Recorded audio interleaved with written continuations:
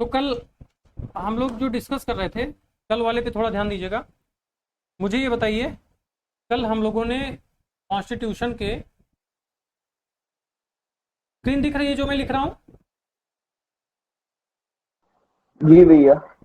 जी भैया दिख रही है। तो कल हम लोगों ने कॉन्स्टिट्यूशन के बारे में पढ़ा था कि आर्टिकल 5 से लेके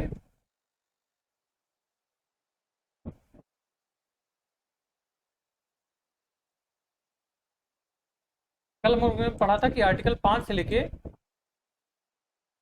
आर्टिकल 11 तक ये जो है संविधान के बारे में, संविधान में नागरिकता के बारे में, सिटीजनशिप के बारे में इसका प्रोविजन किया गया है, जिसमें आर्टिकल 5, 6, 7 और 8 जो है ये बताते हैं कि हम लोगों ने 26 ऑफ जैन 1950 इस टाइम पे कौन कौन भारत का नागरिक था, कौन कौन भारत का सिटीजन था। उसके बाद आर्टिकल 1 है 9, जिसमें हम लोगों का ये प्रोविजन है कि सिटीजनशिप कैसे समाप्त की जा सकती है। तो उसका एक ही प्रोविजन था, वो प्रोविजन ये है कि कोई भी आप अदर कंट्री की अगर सिटीजनशिप ले लेते हैं तो इंडिया की सिटीजनशिप समाप्त हो जाएगी।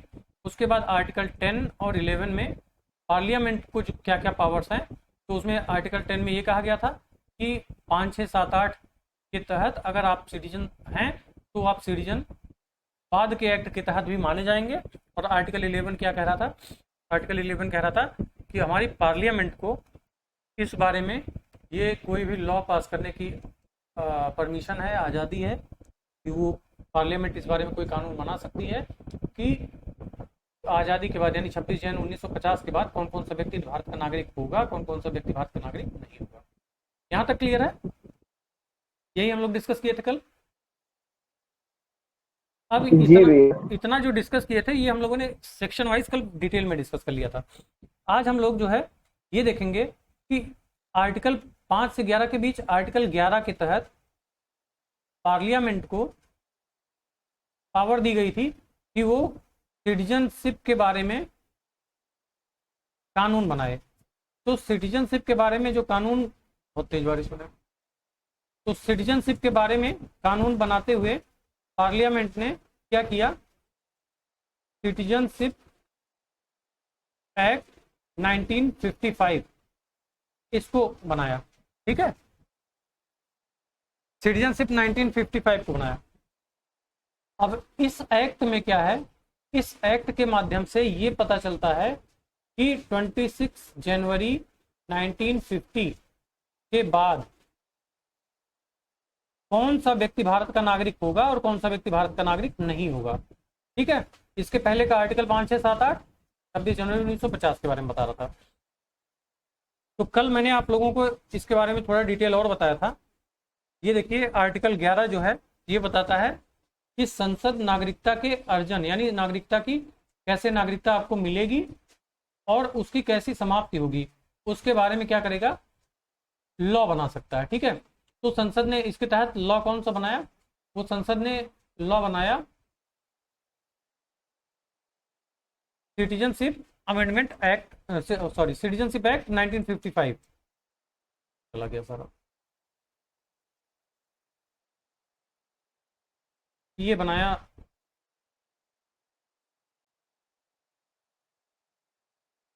स्क्रीन दिख रही है? हाँ यहाँ पे देखिए, तो ये जो एक्ट बनाया है 1955 का, तो इस एक्ट में आपको पता है नागरिकता पाने के 5 तरीके दिए गए हैं। कल मैं बता रहा था ना आपको, नागरिकता 5 तरीकों से मिल सकती है और नागरिकता जाने के 3 तरीके दिए गए हैं। और आपको पता है ये 3 तरीके के अलावा एक जो तरीका है जिसमें हमारे पार्लियामेंट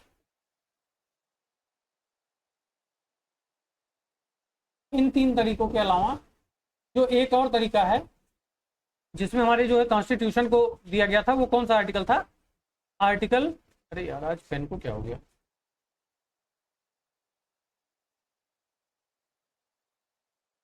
वो आर्टिकल 9 है। ठीक है, तो आर्टिकल 9 यानी कि हमारे कॉन्स्टिट्यूशन का आर्टिकल 9 क्या कह रहा है कि कोई भी दूसरे देश की नागरिकता ले तो इंडिया की नागरिकता खत्म हो जाएगी। लेकिन आर्टिकल 11 के तहत जो एक्ट बना है आर्टिकल 11 के तहत ये एक्ट जो बना है, ये एक्ट बताता है कि समाप्ति के 3 तरीके हैं। ये कब से समाप्ति के? 26 जनवरी 1950 के बाद अगर किसी व्यक्ति की नागरिकता खत्म करनी हो तो उसके 3 तरीके हैं, और 26 जनवरी 1950 के बाद किसी व्यक्ति को नागरिकता देनी हो तो उसके 5 तरीके हैं। अब देखिए क्या है 5 तरीकों में। पहला तरीका है बाई बर्थ, यानी किसी व्यक्ति को अगर जन्म के आधार पर नागरिकता देनी है, उसका क्या प्रोविजन है। उसके बाद है बाई क्रीड, है ना, उसके वंश के आधार पे, बाई रजिस्ट्रेशन, ठीक है, उसके पंजीकरण के आधार पे, बाई नेचुरलाइजेशन यानी देशीयकरण, ये सबको हम डिटेल में भी देखेंगे नीचे, ठीक है। और किसी जैसे कोई एरिया है उसको जब इंडिया में समावेशन यानी मर्ज कर लिया जाता है तो उसके आधार पे। उसके अलावा जो समाप्ति का तरीका है, एक तो है कि हम अपने आप सेल्फ मतलब उसको छोड़ दें, दूसरा क्या है हमारी टर्मिनेट कर दी जाए, और तीसरा क्या है हमको प्रोहिबिट कर दिया जाए या फिर रोक दिया जाए या फिर हमको वंचित कर दिया जाए। तो ये सारे तरीके हैं। तो 3 और 5 ये याद रखिएगा, 3-5 करेंगे तो आपकी नागरिकता समाप्ति हो जाएगी और 5 से हमको मिल जाएगा, ठीक है।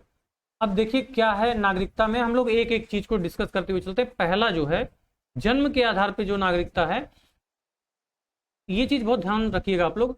हम लोग 1955 का एक्ट पढ़ रहे हैं। अब मेरी बात समझिएगा, हम लोग एक्ट पढ़ रहे हैं ना कि संविधान पढ़ रहे हैं।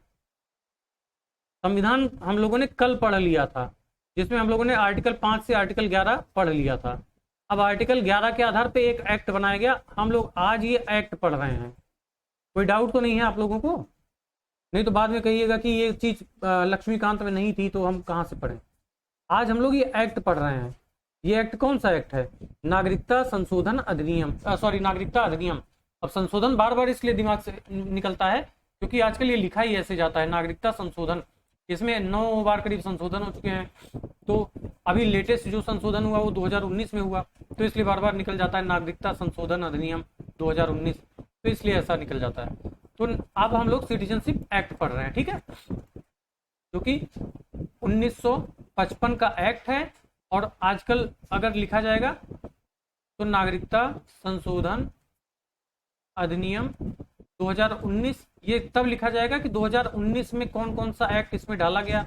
अगर यही लिखा जाता नागरिकता संशोधन अधिनियम 2004, तो इसका मतलब था 2004 का कौन सा प्रावधान 2004 में संशोधित करके इसमें डाला गया। ओवरऑल ये क्या है? ओवरऑल है ये नागरिकता अधिनियम 1955, ठीक है। यहां तक समझ में आ रहा है?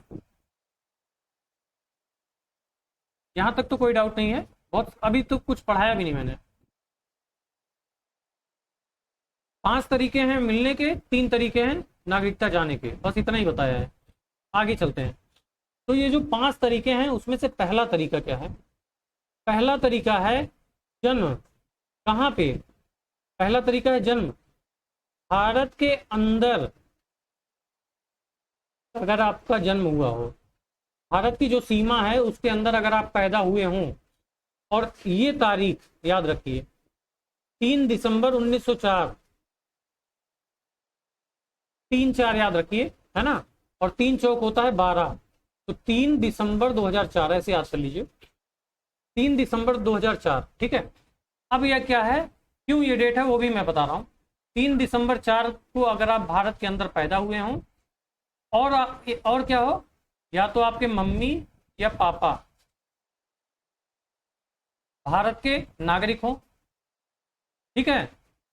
मम्मी, और यहाँ पे या नहीं है, यहाँ पे प्लस है, ध्यान दीजिएगा, यहाँ मैंने तथा लिखा है। मम्मी और पापा भारत के नागरिक हो। दूसरी शर्त हो, अगर ये ना हो, मम्मी या पापा में से नागरिक ना हो, तो एक कोई नागरिक हो ही हो, और दूसरा अवैध अप्रवासी means illegal migrant, illegal migrant ना हो। मेरी बात समझिएगा। जैसे आप आज की डेट में कोई व्यक्ति यूपी में पैदा हो रहा हो, मान लीजिए कोई बच्चा पैदा हुआ यूपी में, उसके माँ बाप क्या हैं, उसके माँ बाप में से कोई भी भारत का नागरिक नहीं है। जैसे सपोज करिए रूस का कोई व्यक्ति आया, यूपी में घूमने आया था, ताजमहल देखने आया था, यहाँ पे उसको कोई बच्चा पैदा हुआ, लेकिन ना तो उसके माँ इंडिया के नागरिक हैं, ना तो उसके पिता नागरिक हैं, तो जाहिर सी बात है जन्म के आधार पर उसको नागरिकता नहीं मिलेगी। मेरी बात समझ गए? शर्त क्या है? अगर वो इंडिया में पैदा हुआ हो तो क्या होना चाहिए? उसके या तो माँ बाप दोनों ही भारत के नागरिक हो, या तो कोई इन दोनों में से कोई एक नागरिक हो, दूसरा इलीगल माइग्रेंट ना हो। मतलब ऐसा ना हो कि कोई रोहिंग्या या फिर कोई भाग के आया हुआ इंडिया में हो और वो इंडिया के किसी व्यक्ति से शादी कर लिया जो यहाँ का नागरिक हो, तो उसके बच्चे को हम नागरिकता दे दें, ऐसा नहीं होना चाहिए। अच्छा, 2004 ये वाली डेट क्या है, ये क्यों इंपॉर्टेंट है? क्योंकि जो हमारी सिटीजनशिप एक्ट है, सिटीजनशिप एक्ट में 2004 में ये संशोधन किया गया था, और इस संशोधन को हम लोग बोलते हैं, अब 3 दिसंबर 2004 के बाद कि ये प्रावधान है। 3 दिसंबर 1904 के पहले क्या था? 3 दिसंबर 1904 के पहले इस वाली लाइन में, जन्म वाली लाइन में 2 बार चेंज हुआ। पहली बार के लिए क्या था? 26 जनवरी 50 से 1 जुलाई 87 तक केवल जन्म, अगर भारत में जन्म ही हो गया किसी व्यक्ति का, मेरी बात समझिएगा, ये जो है 26 जनवरी 1950 के पहले, सॉरी 26 जनवरी 1950 के बाद से लेके 1 जुलाई 87 तक, अगर मान लीजिए जैसे 1 जुलाई 87 को आपके मम्मी या पापा में से किसी का जन्म, सभी का जन्म जान लीजिए 1987 के पहले ही हुआ होगा, तो कोई भी व्यक्ति जो भारत में जन्म ले रहा था उस समय, वो भारत का नागरिक मान लिया जाता था। ठीक है, तो पता चला रूस का कोई व्यक्ति आया, उसके कोई बच्चा हो गया इंडिया में, भारत का नागरिक हो गया। तो ये लोगों को लगा कि यार इसको चेंज किए जाने की जरूरत है। तो क्या हुआ, 1987 में पहला संशोधन इसमें जो है, इस वाले प्रोविजन में संशोधन किया गया। तो ये कहा गया भाई देखिए 1987 पहले जो था वो था, अब 1987 के बाद ये होगा कि भारत में पैदा तो हो, लेकिन क्या हो, उसके माँ या पिता, ठीक है, दोनों में से कोई एक भारत का नागरिक भी हो। तो ये चलता रहा, ये नियम कब तक चला? 2004 तक चला।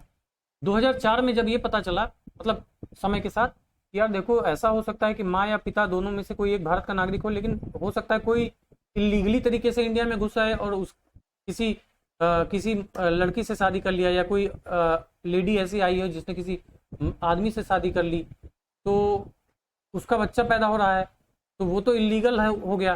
तो यहाँ पे माँ और पिता के साथ अवैध अप्रवासी यानी कि इलीगल माइग्रेंट ना हो, ये जोड़ दिया गया। यानी आज की तारीख में कोई भी बच्चा, जैसे आपके आस पड़ोस में कोई बच्चा पैदा हो रहा हो, तो वो भारत का नागरिक किस आधार पे हो जाएगा? या तो उसके माँ पिता दोनों नागरिक हैं, या तो माँ या पिता में से कोई एक नागरिक हो, दूसरा इलीगल माइग्रेंट ना हो। आप खुद अपना एग्जाम्पल देखिए, आपके मम्मी और पापा दोनों लोग नागरिक हैं, तो आप जन्म के आधार पर भारत के नागरिक कहे जाएंगे। ठीक है, ये आर्टिकल समझ में आ गया? डाउट हो तुरंत पूछ लीजिए।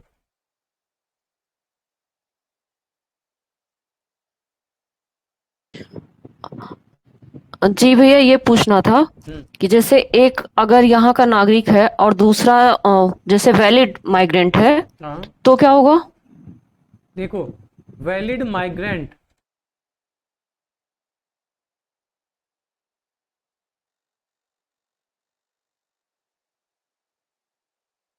पिता या माता plus valid migrant.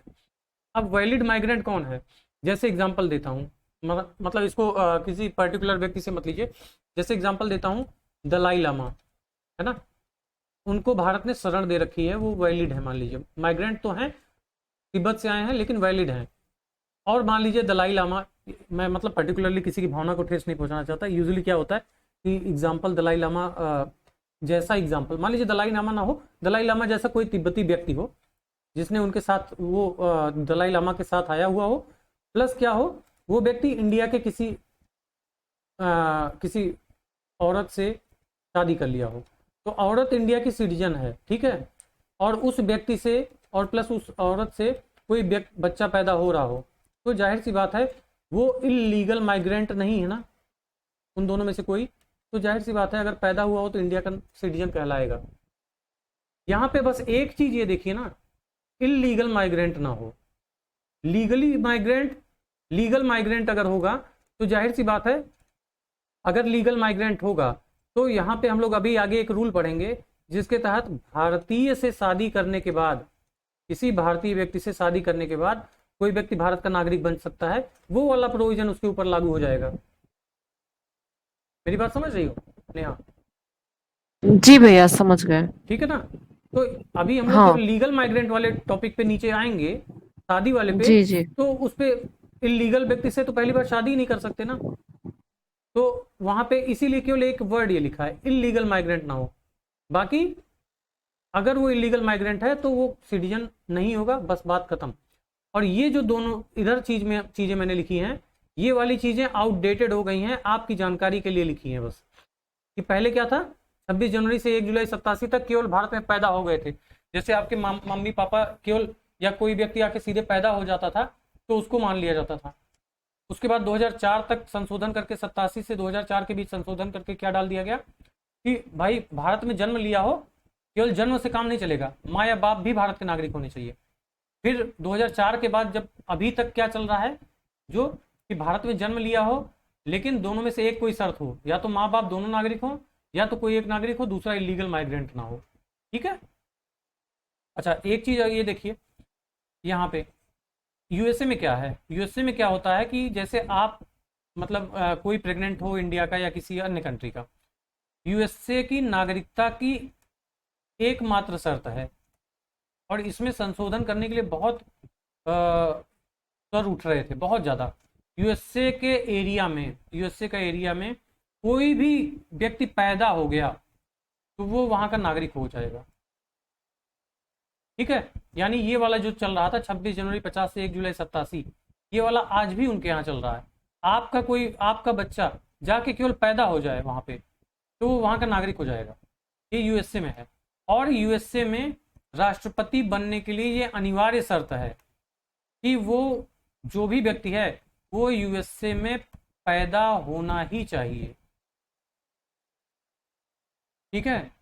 Barack Obama भले ही कहीं किसी भी देश के किसी अफ्रीकी ओरिजिन के थे, बट अगर उनका बर्थ ना हुआ होता यूएसए में, ठीक है, अगर उनका बर्थ यूएसए में ना हुआ होता, यूएसए के किसी रीजन में, तो वो किसी अन्य तरीके से भले नागरिकता ले लेते, लेकिन वो वहां के राष्ट्रपति का चुनाव न लड़ पाते। ठीक है? तो ये इंफॉर्मेशन आपको मैं बता रहा हूँ कि यूएसए में आज भी यही वाला रूल चलता है कि वहां पे केवल पैदा हो गया कोई व्यक्ति वो वहां का नागरिक बन जाता है, और वहां के राष्ट्रपति चुनाव के लिए अनिवार्य शर्त है कि वो वहां का ही पैदा हुआ व्यक्ति चाहिए। ठीक है? एक तो ये। लेकिन इंडिया में अभी जो है, अभी हम लोगों के पास इंडिया में ये अमेंडमेंट ये वाला चल रहा है। 2004 के बाद अमेंडमेंट जो हुआ, तो हम लोगों ने पहला जो अभी पढ़ा है उसमें बस ये पढ़ा है कि जन्म के आधार से कोई व्यक्ति भारत का नागरिक कब होगा, तो उसमें बस एक डेट याद रखनी है, 3/4/12, है ना? 3/4/12, 3 दिसंबर 2004। 3 दिसंबर 2004 के बाद का रूल क्या है? वो ये रूल है कि आप पैदा हुए हो, आपके माँ बाप में से कोई एक भारत का नागरिक हो और दूसरा इलीगल माइग्रेंट ना हो। क्लियर है ये? सूरज क्लियर भैया है? एक और क्वेश्चन है, जैसे आपने यूएसए का बताया एग्जाम्पल, तो जैसे कोई यहाँ से गया है यूएसए और उसे वहां की नागरिकता नहीं मिली है, पर उसे वहां जो बच्चे हुए हैं उन्हें मिल जाएगी, हाँ, तो उनकी जो बच्चे हैं उन्हें भारत की नागरिकता तुरंत हट जाएगी? देखिए मैं बता रहा हूँ, आपके ऊपर भी है ना, आप वहां की नागरिकता लेना चाह रहे हैं कि नहीं लेना चाह रहे हैं। वो कंट्री क्या करेगी, वो कंट्री आपको कहेगी भाई ये बच्चा हमारा नागरिक है। अब जो है देखिए, आप अवयस्क, जो अवयस्क लोग होते हैं उनके संबंध में नागरिकता का प्रावधान जो होता है वो थोड़ा चेंज होता है। अभी नेहा आपके सारे प्रश्नों का उत्तर यहाँ पे नीचे मिलेगा एक एक करके। ना रुलाओ। जी भैया। अभी आपके सारे प्रश्नों का उत्तर मिलेगा। अभी हम केवल जन्म के आधार पर पढ़ रहे हैं। ठीक है? नीचे जब एक बार पढ़ लीजिएगा, जो हम लोगों ने कल कहा ना, जूस सोलाई, यानी कल हमने कहा ना जन्म के आधार पे हम लोग उतना महत्व नहीं दे रहे हैं। क्यों? अगर यही हम नियम आज तक चलाते रहते, केवल जन्म के आधार पे नागरिकता, तो हम जूस सोलाई का महत्व आज भी दे रहे होते। कल हमने डिस्कस किया था ना कि हम लोग जूस सैंगुइनस को ज्यादा महत्व दे रहे हैं, वंश आधारित नागरिकता को, ना कि जन्म आधारित नागरिकता को। जबकि यूएसए क्या है, यूएसए में जन्म आधारित नागरिकता को आज भी महत्व दिया जा रहा है, वो यहीं से था। कल हमने ये प्रश्न किया था ना, याद है कि नहीं कुछ, अगर आप लोग ध्यान जी से भैया, प्रश्न किए होंगे। जी। जूस सैंगनोस को क्यों हम लोग उतना वेटेज नहीं देते जबकि जूस सोलाई को दे रहे हैं, तो वो सॉरी हम लोग नहीं, जूस सोलाई को देते हैं, यानी उसका मतलब ये है जन्म आधारित नागरिकता को हम उतना महत्व नहीं देते हैं, हमारे यहाँ वंश आधारित नागरिकता को ज़्यादा वेटेज है। अब क्या है, यूएसए में जन्म आधारित नागरिकता को ज़्यादा वेटेज है, लेकिन इस वाले प्रोविजन के बाद देखिए, जब ये वाला प्रोविजन हुआ तो हमने क्या कहा, हमने वंश यानी नागरिक यानी हमारे वंश के आधार को ज़्यादा वैलिडेशन दे दिया ना, तो हमने क्या किया, अब वंश आधारित नागरिकता हमारे यहाँ प्रमुख हो गई। अब वंश सेकंड वाला जो ऑप्शन है, ये वंश के आधार पे नागरिकता का कैसे अर्जन किया जाता है, इसमें और चीज क्लियर हो जाएगी आपकी। देखिए क्या कैसे क्लियर होगी। जन्म वाले में कोई डाउट है क्या किसी को? सूरज कोई डाउट? आगे बढ़े भाई, क्लास नहीं भैया, कोई डाउट नहीं है। कॉपी पेन लेके कोई बैठा डाउट करो नहीं और जो चीज हो नोट कर लिया करो आप सभी, ठीक है। चलिए, सेकंड वाला जो है ऑप्शन है, वो क्या बताता है, वो बताता है वंश आधारित नागरिकता। यानी अब देखिए, वंश आधारित नागरिकता, जन्म के आधार पर अगर भारत के नागरिक हैं तो आपके लिए मैंने बताया भारत क्षेत्र के अंदर जन्म होना चाहिए, है ना। लेकिन ऐसा हो अगर कि आप इंडिया के क्षेत्र के बाहर पैदा हुए हो, तो आप कैसे भारत के नागरिक कहे जाएंगे?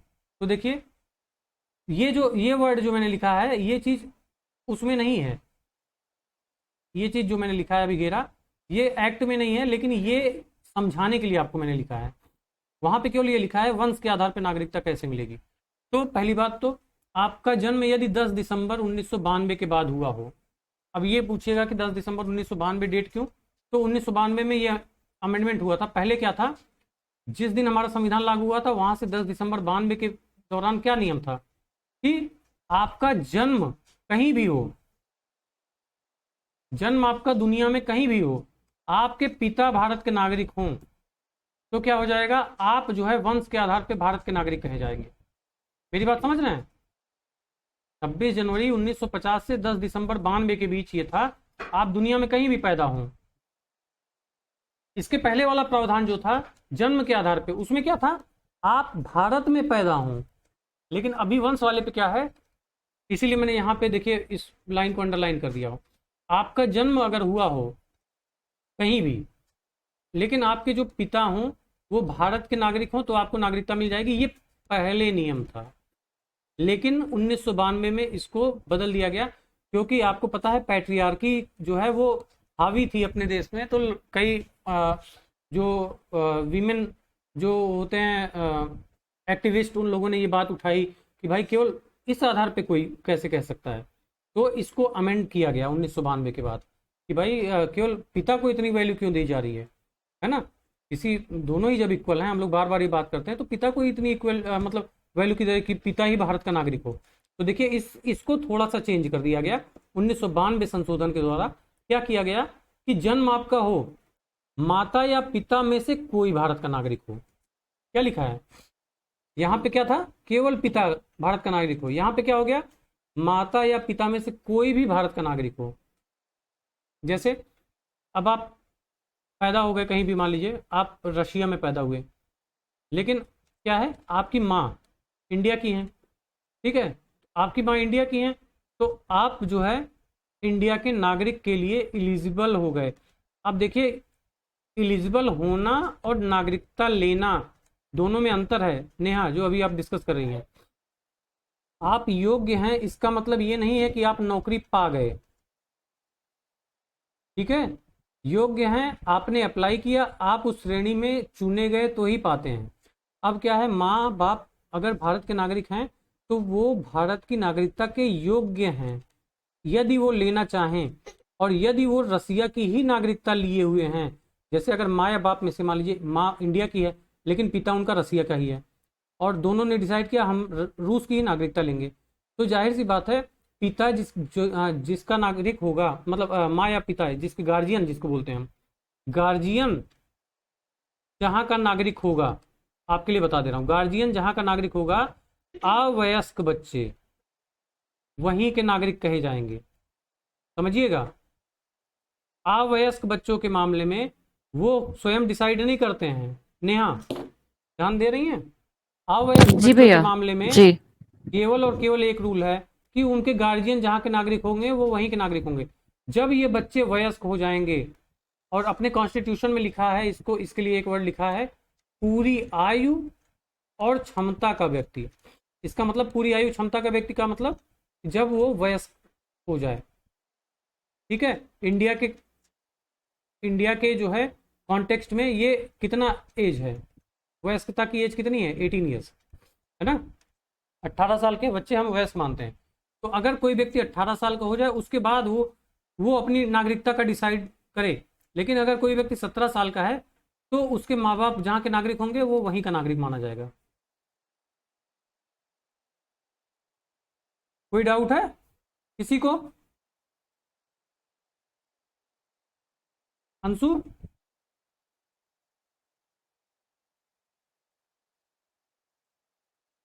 बोलो भाई। नहीं भैया। रिवाइज कर रहा हूँ एक बार, मतलब रिवाइज तो 2-3 बार मैं कर देता हूँ।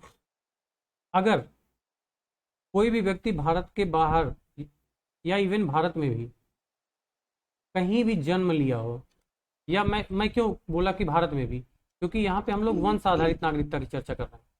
कहीं भी जन्म लिया हो, अगर उसके माता या पिता में से कोई एक भारत का नागरिक हो तो वो व्यक्ति वंश आधारित नागरिकता के योग्य होगा। अब इसमें एक चीज और है कि वंश आधारित नागरिकता के यदि योग्य है तो उसको अपना रजिस्ट्रेशन नागरिकता कार्यालय में, नागरिकता जो प्रोविजन है उसके तहत अपना रजिस्ट्रेशन वहाँ पे सिटीजनशिप संबंधी जो भी ऑफिस होगी वहाँ जाके कराना अनिवार्य है। ये एक चीज़ है, पंजीकरण उसको अपना कराना अनिवार्य है। ठीक है, आई होप ये समझ गए होंगे आर्टिकल। तो दोनों में आप लोग ये अंतर समझ लीजिए कि जन्म के आधार पे नागरिकता और वंश के आधार पे नागरिकता, इन दोनों के आधार पे नागरिकता अधिनियम 1955 देता है। और उसमें ये कहता है अगर जन्म के आधार पे नागरिकता हो 3 दिसंबर 2004 के बाद कोई भी व्यक्ति भारत में अगर पैदा हुआ हो तो क्या उसके लिए शर्त है, उसके माँ या पिता दोनों में से कोई एक नागरिक हो और दूसरा जो है अवैध अप्रवासी ना हो, इलीगल माइग्रेंट ना हो। और दूसरे केस में क्या है वंश आधारित नागरिकता के लिए कि वो जो है 10 दिसंबर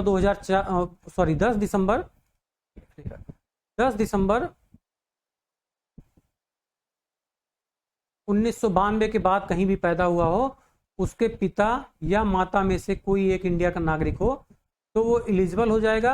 एलिजिबल होने के बाद यदि वो व्यक्ति अपना रजिस्ट्रेशन करा लेता है तो वो वंश के आधार पे, है ना, क्रीड के आधार पे भारत का नागरिक हो जाएगा। ठीक है, आगे बढ़े काली, आगे बढ़े।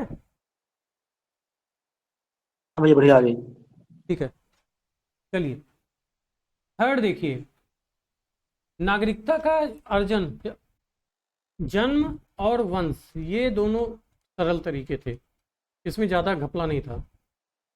लेकिन अब देखिएगा जो रजिस्ट्रेशन है, रजिस्ट्रेशन के आधार पे कोई व्यक्ति भारत का नागरिक कैसे हो सकता है, उसमें कुछ प्रावधान है। पहली चीज़ तो इलीगल माइग्रेंट ना हो, बार बार ही आ रहा है ना। कहीं भी इलीगल माइग्रेंट मीन्स वो भारत के लिए खतरा होगा, वो इलीगली भारत में प्रवेश किया है। ये सबको इलीगल माइग्रेंट की परिभाषा भी हम लोग बताएंगे। इलीगल माइग्रेंट किसे कहते हैं वो भी आप लोग को बता दूं, नोट करना चाहे नोट कर लें। इलीगल माइग्रेंट 1955 के एक्ट में जो बताया गया है वो क्या है, पहला दो परिभाषा है।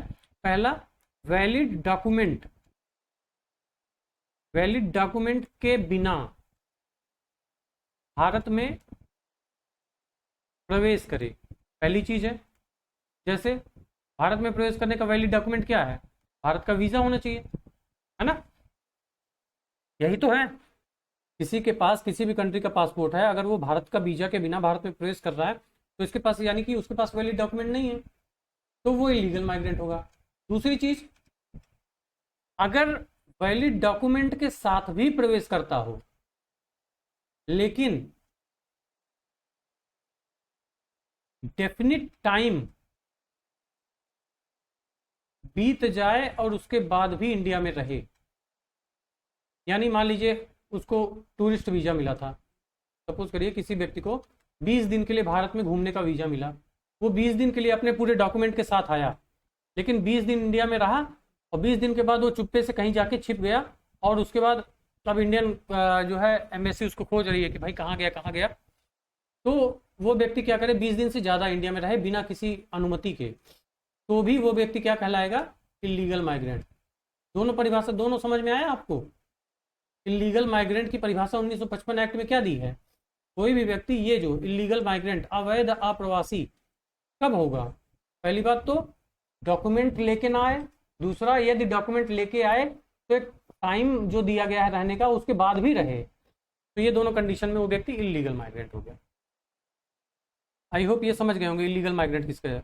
अब जैसे इलीगल माइग्रेंट ना हो तो वो अपना रजिस्ट्रेशन करा के भारत की नागरिकता ले सकता है। तो रजिस्ट्रेशन के लिए क्या क्या चाहिए होता है, पहली बात तो देखिए, रजिस्ट्रेशन के लिए इसमें से कोई एक शर्त, बहुत ध्यान दीजिएगा, ये थोड़ा टफ है, आपको टफ भी थोड़ा पड़ेगा, लेकिन याद रखिएगा, इलीगल माइग्रेंट के लिए कोई रूल नहीं है, लेकिन जो व्यक्ति इलीगल माइग्रेंट नहीं है वो क्या कर सकता है, वो अपना रजिस्ट्रेशन करा सकता है। अपना रजिस्ट्रेशन कराने के लिए इसमें से ये जो 5-6 शर्तें दी गई हैं, इसमें से कोई एक शर्त पूरी करे। अब देखिए क्या क्या शर्त है, ओरिजिन जो है वो भारतीय मूल का हो, है ना, भारतीय मूल का, यानी पर्सन ऑफ इंडियन ओरिजिन, जिसको हम लोग बोलते हैं PIO, person of Indian origin. मेरी बात समझ रहे हैं, पर्सन ऑफ इंडियन ओरिजिन। तो कोई बताएगा पर्सन ऑफ इंडियन ओरिजिन किसे कहते हैं, एनीवन? सर जिसके मम्मी पापा या दादा दादी नाना नानी इंडियन हो। वंश के आधार ठीक है, पर। ठीक। देखिए हम लोग यहाँ पे एक चीज लिखते हैं, किसी व्यक्ति की किसी व्यक्ति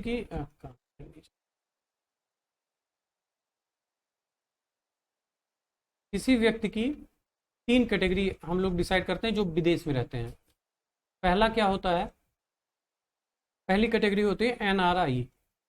NRI मतलब कई लोग जानते होंगे, non resident Indian. Indian. Good, मतलब ये कहाँ के नागरिक हैं,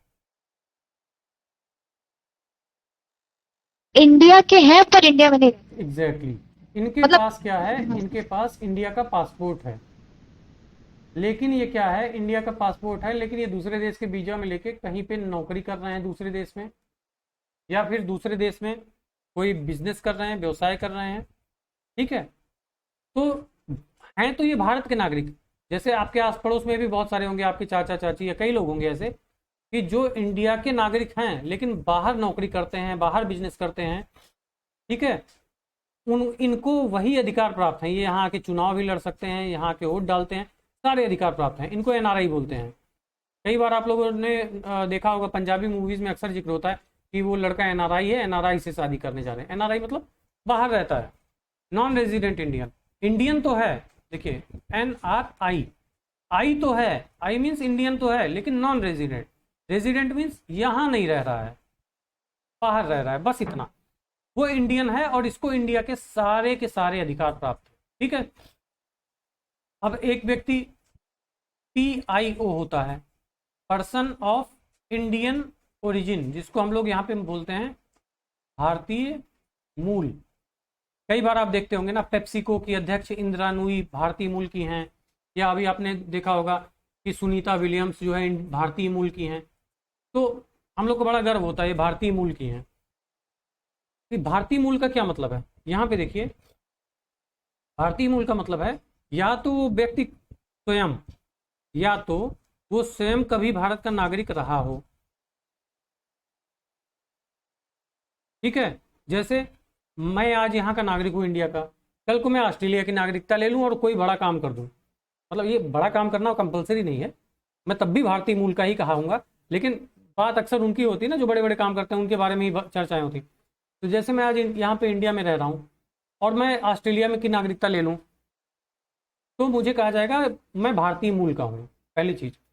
अगर मैं कभी भारतीय नागरिक रहा हूँ, दूसरी चीज क्या है, या मेरे माँ बाप, ठीक है, मान लीजिए मैं विदेशी हूँ, मैं भारतीय नागरिक कभी नहीं रहा, लेकिन क्या है, मैं मान लीजिए यूएसए में रहता हूँ या फिर इटली में रहता हूँ, लेकिन क्या है, मेरे माँ बाप या फिर मेरे मम्मी के माँ बाप या मेरे पापा के माँ बाप, यानी मेरे दादा दादी या मेरे नाना नानी, जो जैसा कि श्रद्धा ने बताया, इनमें से कोई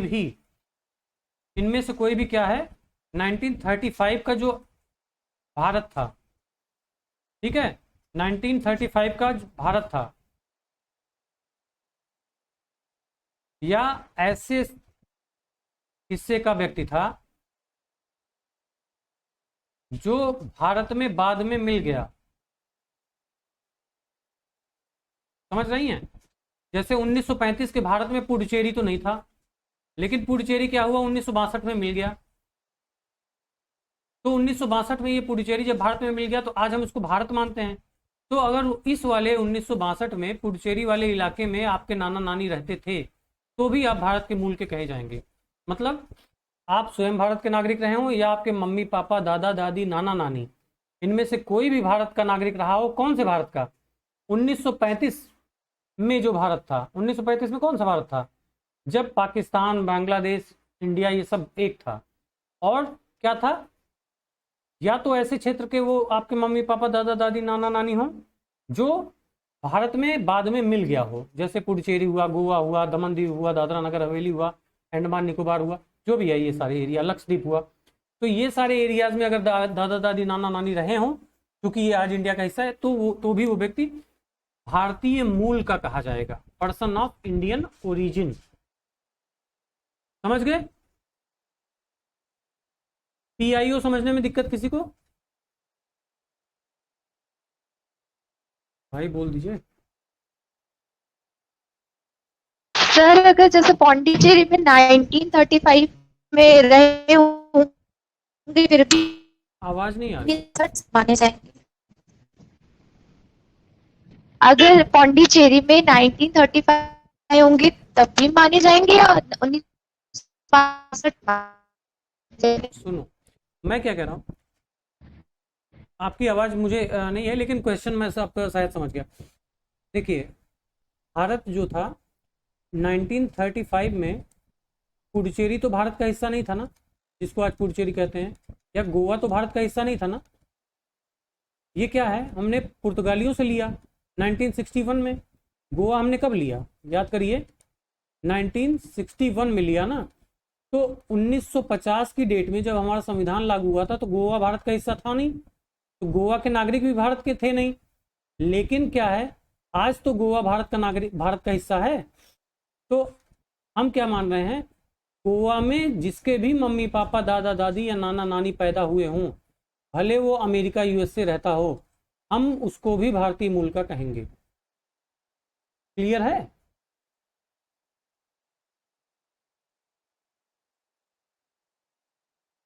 मतलब के पहले जो गोवा जब मिला भारत में, उसके पहले 1935 में हाँ? जो लोग रहे होंगे हाँ। वो भी माने जाएंगे या उसके ऐड होने के बाद?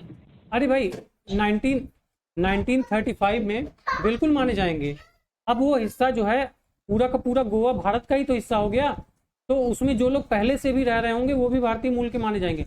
लेकिन अब आप खुद सोचिए, ये क्लियरली क्या कह रहा है, क्लियरली कह रहा है ना कि 1935 का जो भारत हो वहां पे पैदा हुए हों, या ऐसा भारत का कोई भी एरिया जो 1935 में भारत का हिस्सा ना रहा हो लेकिन बाद में भारत में इंक्लूड हो गया हो, वहां पे अगर आपके दादा दादी नाना नानी या माँ बाप वहां के हों तो भी आप पीआईओ कहलाएंगे।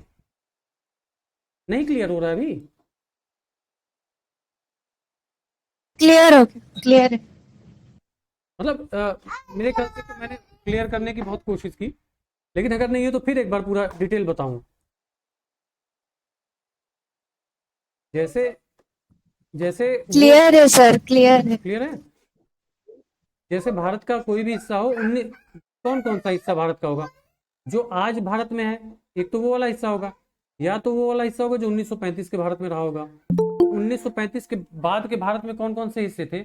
1935 के बाद के भारत में वो वाले हिस्से रहे होंगे ना जो आज जैसे कई हमने बताए थे ना, गोवा हुआ, पुडुचेरी हुआ, दमन दीव हुआ, ये सब बाद में ऐड किए गए, लेकिन वो आज भारत के हिस्से हैं। अगर आपके दादा दादी, नाना नानी कोई भी वहां पे भी पैदा हुए हों और आप किसी दूसरे देश में रह रहे हों, दूसरे देश के नागरिक हों, तो भी आपको हम क्या कहेंगे? आप पीआईओ हैं इंडिया के लिए, पर्सन ऑफ इंडियन ओरिजिन है, भारतीय मूल के हैं।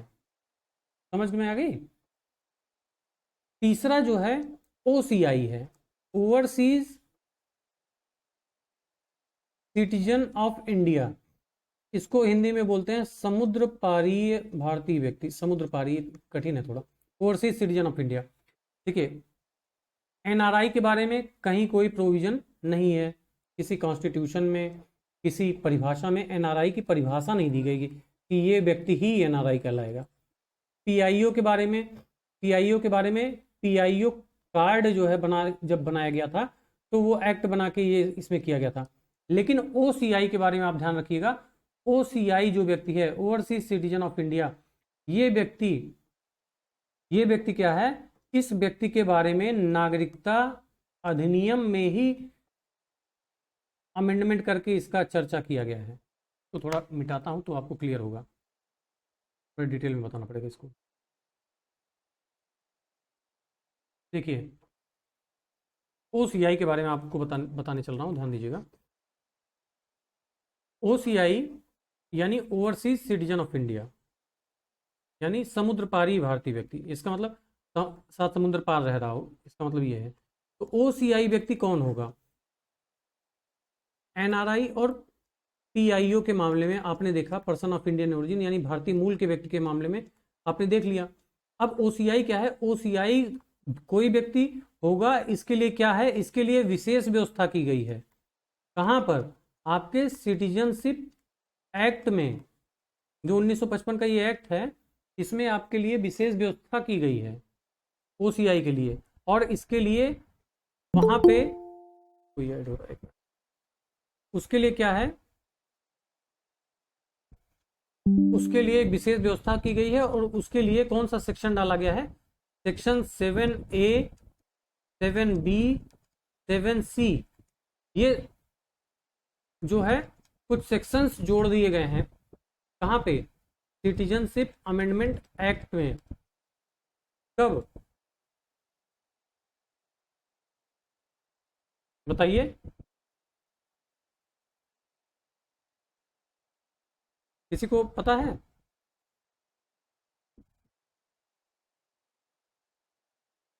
अब देखिए, मेनली देखिए, एनआरआई का तो चक्कर छोड़ दीजिए, एनआरआई का मतलब ही नहीं कुछ। एनआरआई मतलब वो इंडिया का है, विदेश में नौकरी कर रहा है, तो एनआरआई के बारे में कोई डिस्कस नहीं। पीआईओ और ओसीआई के बारे में आप लोग देखिए, पीआईओ कौन है और ओसीआई कौन है? Person of Indian origin. तो पर्सन ऑफ इंडियन ओरिजिन एक कार्ड स्कीम शुरू की गई थी, जिसको हम लोग पीआईओ कार्ड बोलते थे। तो आप लोगों के पास, किसी के पास पासपोर्ट होगा तो ऐसे पासपोर्ट रहता है, तो उस पर क्या होता है? पासपोर्ट पे यहाँ पे जो है वो बना रहता है अशोक स्तंभ, और फिर यहाँ पे लिखा रहता है, जैसे आप भारत के नागरिक हैं तो आपका लिखा रहेगा भारतीय गणराज्य, यहाँ पे लिखा रहता है। अगर आप पर्सन ऑफ इंडियन है, भारतीय मूल के हैं, तो यहाँ पे लिखा रहता था पर्सन ऑफ इंडियन ओरिजिन। इस तरह का एक कार्ड भारतीय गवर्नमेंट उनको देती थी जो इंडियन पीआईओ होते थे। समझिएगा बात, इस तरह का एक कार्ड देती थी। ये स्कीम चालू की थी इंडियन गवर्नमेंट ने 2002 में। ठीक है, 2002 में क्यों चालू की थी? अब भाई, किसी व्यक्ति की कोई बड़ी बड़ी उपलब्धि होती थी तो वो व्यक्ति भारत से किस तरह से कनेक्टेड है, हम लोग को दिखाना है ना कि किस तरह से कनेक्टेड है, उसका क्या महत्व है। तो हम लोगों ने 2002 में ये स्कीम चालू की थी, अगस्त के करीब। ठीक है, 2002 में, कि हम भारत से जुड़ा हुआ कोई भी व्यक्ति अगर कोई उल्लेखनीय काम करता था तो हम उसको ये पीआईओ कार्ड देते थे, और पीआईओ कार्ड के तहत उसको कुछ सुविधाएं दी जाती थी, भारत में आने की, रहने की, ठहरने की, कुछ व्यवसाय वगैरह करने की, कुछ हम लोग उसको सुविधा देते थे। बाद में क्या हुआ? हमने ओसीआई कार्ड शुरू किया, ओवरसीज सिटीजन ऑफ इंडिया। जैसे ये कार्ड था वैसे ही हमारे पास एक कार्ड था, उस पर लिखा रहता था ओवरसीज सिटीजन ऑफ इंडिया। ये हमने शुरू किया 2005 में। फिर हमने क्या किया, 2005 में ये पीआईओ कार्ड स्कीम खत्म कर दी, यानी आज कोई व्यक्ति पीआईओ कार्ड धारक नहीं हो सकता, ये स्कीम खत्म कर दी गई। इस स्कीम को खत्म करके हमने ओसीआई वाली स्कीम अपने सिटीजनशिप एक्ट में ही डाल दिया, 2005 के एक्ट में डाल दिया। तो क्या क्या सेक्शन हमने डाला, section 7A, 7B, 7C, 7D, ये सातों सेक्शन डाला और सिटीजनशिप एक्ट 2005 में ये व्यवस्था की, ठीक है, ये व्यवस्था की कि हम भारत के बाहर रहने वाले जो भारतीय व्यक्ति मूल के हैं उनको ओसीआई कार्ड देंगे, ठीक है, ओसीआई कार्ड देंगे और पीआईओ स्कीम बंद कर रहे हैं। पीआईओ के तहत जो भी वो होता था, पीआईओ के तहत क्या होता था, अलग अलग आपको पता है ना, पीआईओ के तहत कुछ सुविधाएं दी जाती थी, कब आपको आना है जाना, इस सब को, तो ये बंद कर दी गई पीआईओ। और ओसीआई यानी ओवरसीज सिटीजन ऑफ इंडिया वाला कार्ड, ये स्कीम चली और इस स्कीम को मान्यता मिली हमारे सिटीजनशिप एक्ट द्वारा। अब देखिए ओसीआई के बारे में कुछ चीजें आपको बतानी है। बोरिंग तो नहीं लग रहा है ओसीआई, पीआईओ, एनआरआई?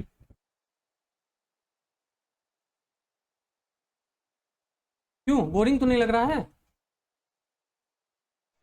सच बताएं भैया तो लग रहा है। हाँ भैया लग रहा है, अगर रेलेवेंट तो है, सब एग्जाम लेवल से कोई दिक्कत नहीं, समझ लेंगे इसको।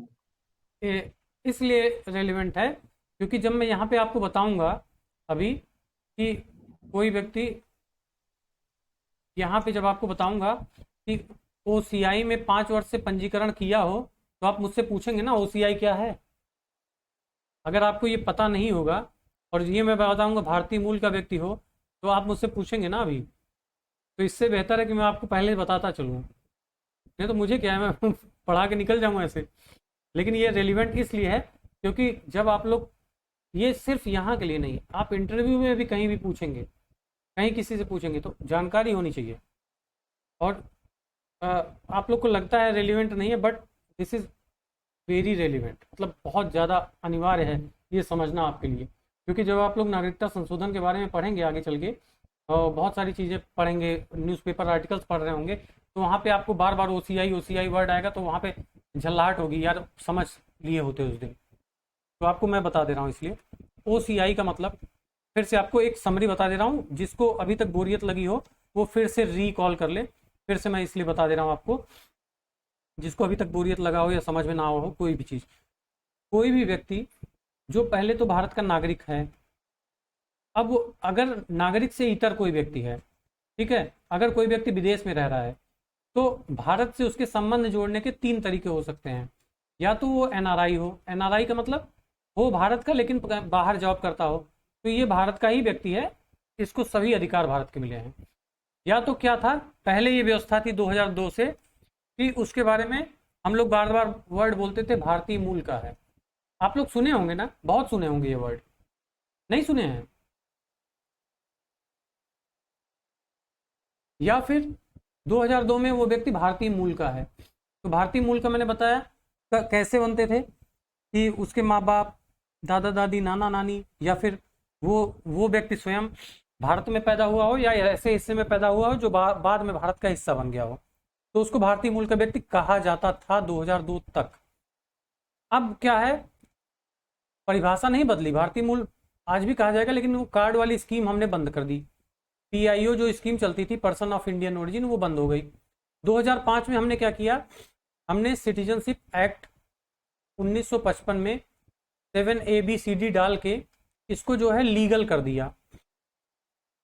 ओसीआई को, ओवरसीज सिटीजन ऑफ इंडिया, इसको लीगल कर दिया 2005 में। अब लीगल करने का क्या हुआ वो आप समझिए, क्यों लीगल किया अब आपको मैं बताता हूँ, क्यों मजा आपको आएगा कैसे, आप खुद सोचिए। हम लोग अभी अभी क्या पढ़ रहे थे, कल तक एकल नागरिकता पढ़ रहे थे कि भारत में कौन सा प्रावधान है, एकल नागरिकता का। यानी भारत का अगर कोई व्यक्ति नागरिक है तो वो दूसरे व्यक्ति की नागरिकता जैसे ही लिया तुरंत भारत की नागरिकता चली गई।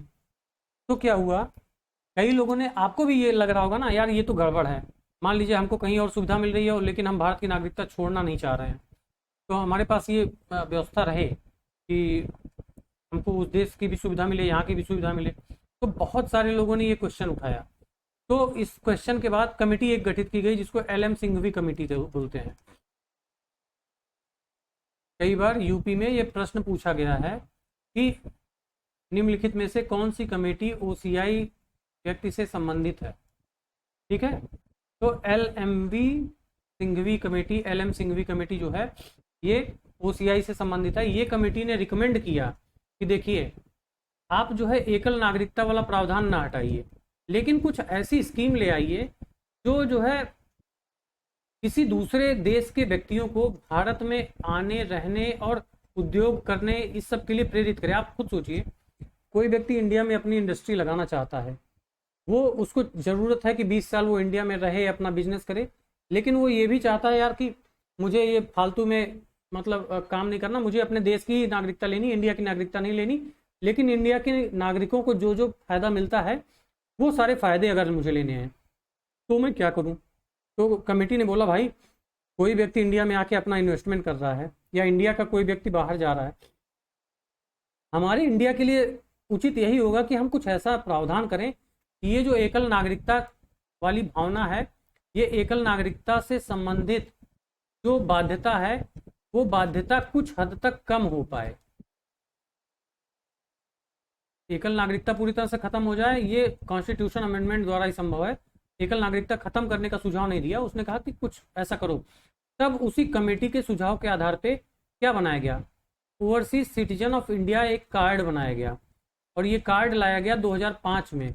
और इस कार्ड को जो है सिटीजनशिप एक्ट के तहत सेक्शन 7 ABCD में डाल के लीगलाइज यानी इसको लीगल किया गया, इसको वैध किया गया, यानी लीगल किया गया।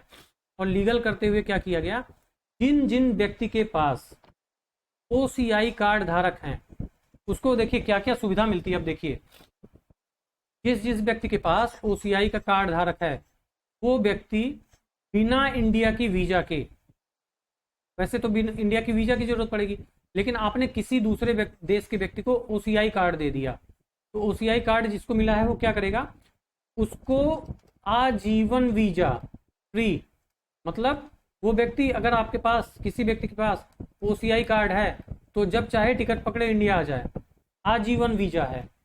किसी भी उद्देश्य के लिए घूमना चाह रहा हो, यहाँ रहना चाह रहा हो, ठहरना चाह रहा हो, ठीक है, केवल कोई शोध करना हो उसको, उसके लिए उसको थोड़ी परमिशन लेनी पड़ेगी, अदरवाइज उसको आजीवन वीजा है। दूसरी चीज क्या है, वो एक होता है फॉरेन रजिस्ट्रेशन ऑफिस। जैसे कोई व्यक्ति आता है इंडिया में तो वो अपना फॉरेन रजिस्ट्रेशन ऑफिस में एक टाइम के लिए 10 दिन के लिए आ रहा है तो 10 दिन के लिए रजिस्ट्रेशन कराएगा, 11वें दिन से फिर अगर 10 दिन रुकना हो फिर 11वें दिन आके रजिस्ट्रेशन कराएगा, फिर उसको 20 दिन रुकना हो फिर 20वें दिन आके रजिस्ट्रेशन कराएगा।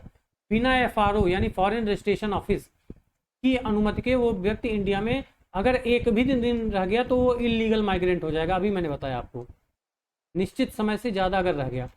लेकिन इस फॉरेन रजिस्ट्रेशन ऑफिस में जो OCI वाला व्यक्ति है वो आजीवन पंजीकरण न कराए तो भी इंडिया में रह सकता है। ठीक है, मजेदार कार्ड है ना, कितनी सुविधा मिल रही। देखिए इंडिया की गवर्नमेंट एक तरीके से क्या करे, उस व्यक्ति को एक तरीके से उस व्यक्ति को भारत की नागरिकता जैसा ही प्रावधान कर दे रही है ना OCI कार्ड देके। फिर क्या है, उसको क्या है, वो व्यक्ति जैसे कहीं भारत के किसी बच्चे को गोद लेना चाहे, कोई दत्तक ग्रहण करना चाहे तो उसको ऐसे ही माना जाएगा जैसे वो NRI हो। उसके अलावा क्या है, उसको जैसे आप कहीं जाते हैं चिड़ियाघर, आप किसी वन्य जीव अभयारण्य में गए, सेंचुरी में गए, तो क्या होता है वहाँ पे 2 काउंटर बने रहते हैं। एक काउंटर में होता है इंडिया के लोगों के लिए 50 रुपये फीस है, फॉरेनर्स के लिए 100 रुपये फीस। तो ऐसा कोई व्यक्ति अगर OCI कार्ड अपना दिखा देगा तो उसको इंडिया वाली फीस ही देनी पड़ेगी, फॉरेनर वाली फीस नहीं देनी पड़ेगी। तो ऐसे मतलब बहुत सारे इसके OCI कार्ड के फायदे हैं। खाली समझ में आ रहा है? हाँ भैया समझ में आ रहा है। तो इसीलिए मैं OCI आपको बता रहा था कि OCI कार्ड धारक को क्या क्या फायदे हैं। अब ये आप लोग को लग रहा होगा कि लेक्चर कहाँ से कहाँ भटक गया, कहीं नहीं भटका है। NRI, person of Indian origin, OCI, अब इन तीनों को आप समझ गए। कोई ऐसा है जो नहीं समझाओ, क्योंकि आगे लेक्चर अब इसी टॉपिक पे चलेगा। ऐसा कोई?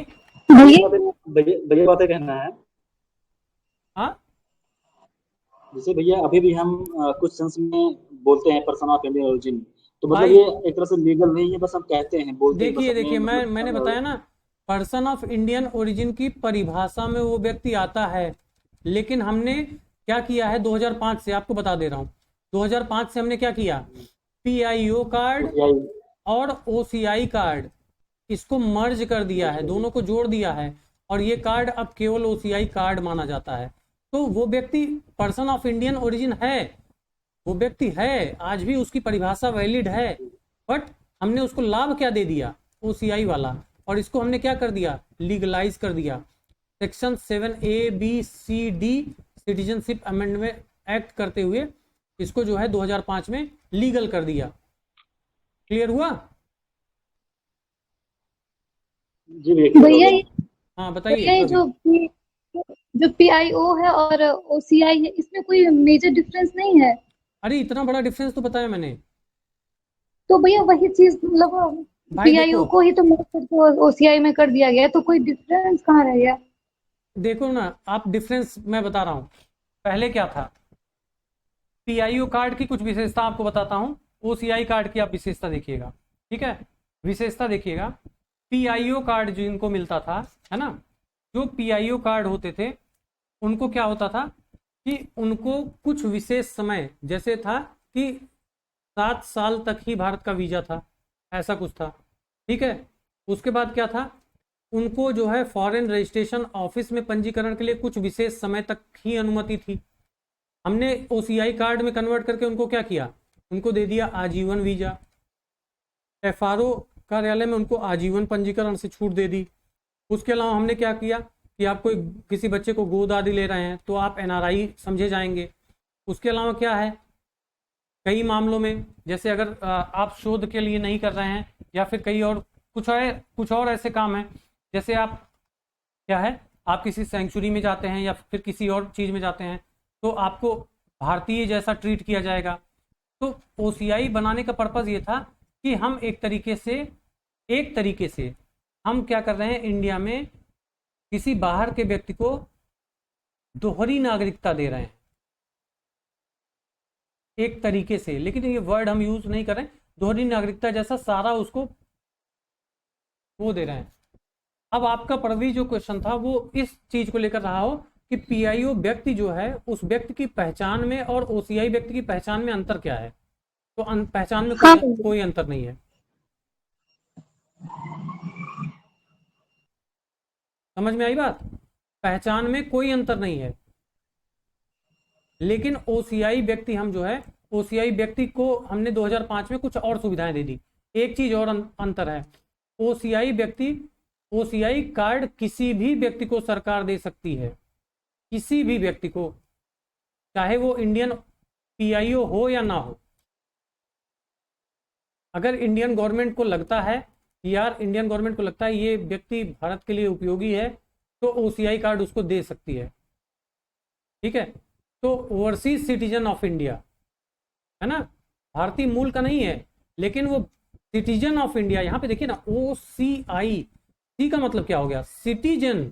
हमने क्या किया, बाहर का तो है लेकिन हमने उसको सिटीजन कह दिया, यानी सिटीजन जैसी उसको सुविधाएं दे दी, लेकिन प्योर सिटीजन नहीं है। तो हमने क्या किया, एक स्यूडो सिटीजनशिप इसको दिया, ये करने के लिए कि भाई वो इंडिया में आए, रहे और इंडिया की प्रगति का हिस्सा बने। नहीं क्लियर है? नहीं भैया, समझ में आ गया। आ गया समझ में? किसी और को कोई डाउट? हाँ भैया। काली यहां तक क्लियर है? हाँ भैया एकदम क्लियर है। सूरज?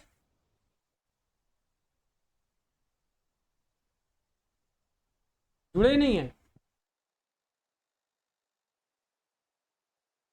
देखिए, क्लास छोड़ छोड़ बंक करके भाग रहे हैं, फिर कहेंगे समझ में नहीं आया, फिर दोबारा समझा दीजिए सर। सूरज कहाँ हो?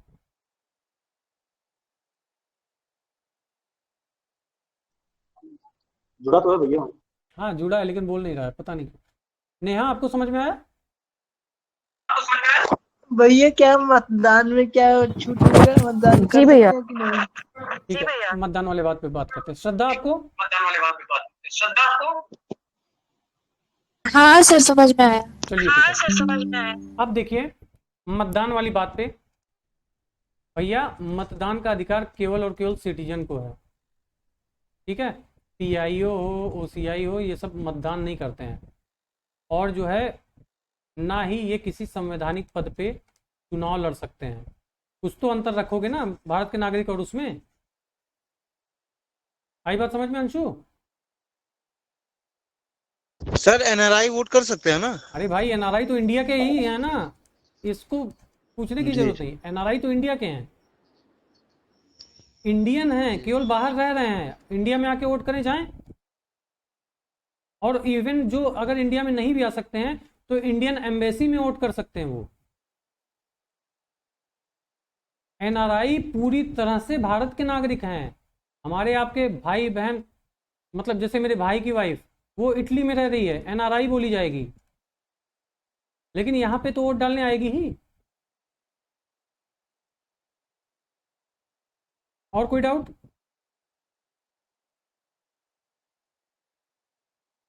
आगे बढ़ें गुरुजन।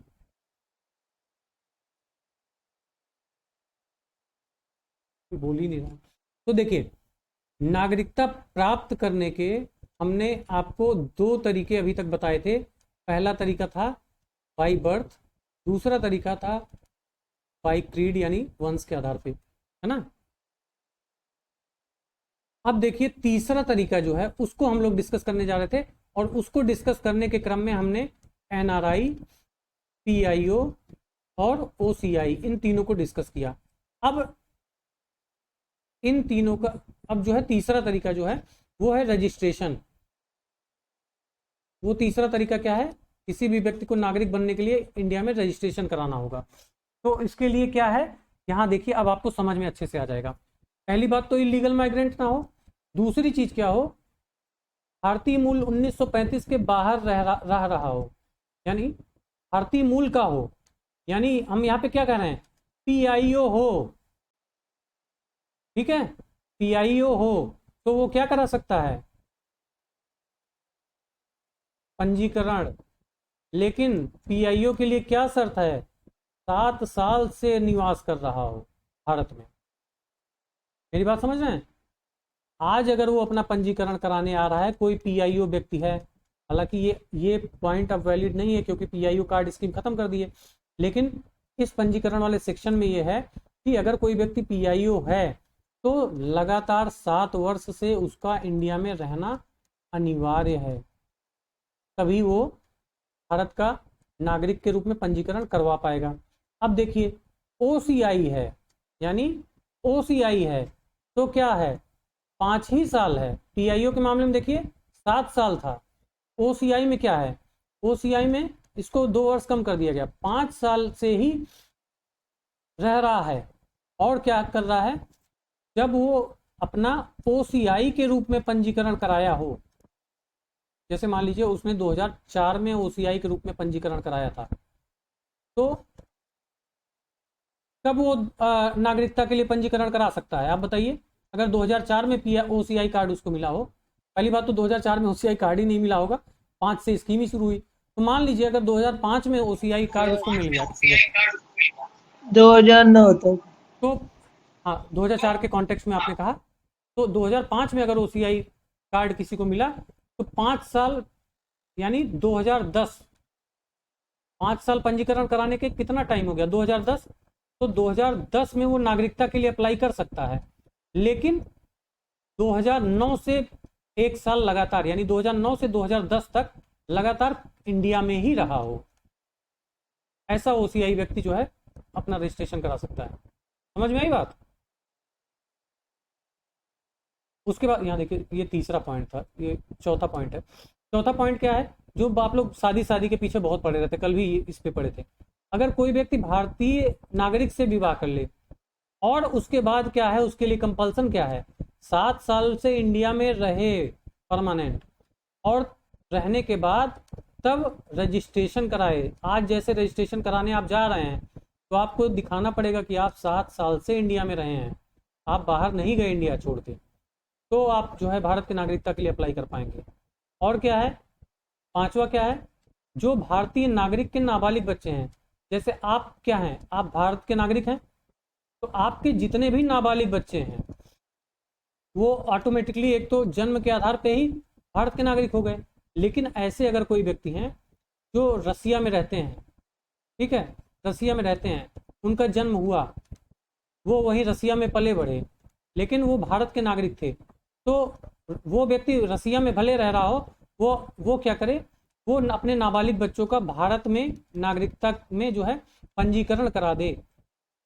व्यक्ति कहाँ का है, भारत का है, रह कहाँ रहा था, रसिया में, लेकिन अपने नाबालिग बच्चों का रजिस्ट्रेशन इंडिया में करा दे।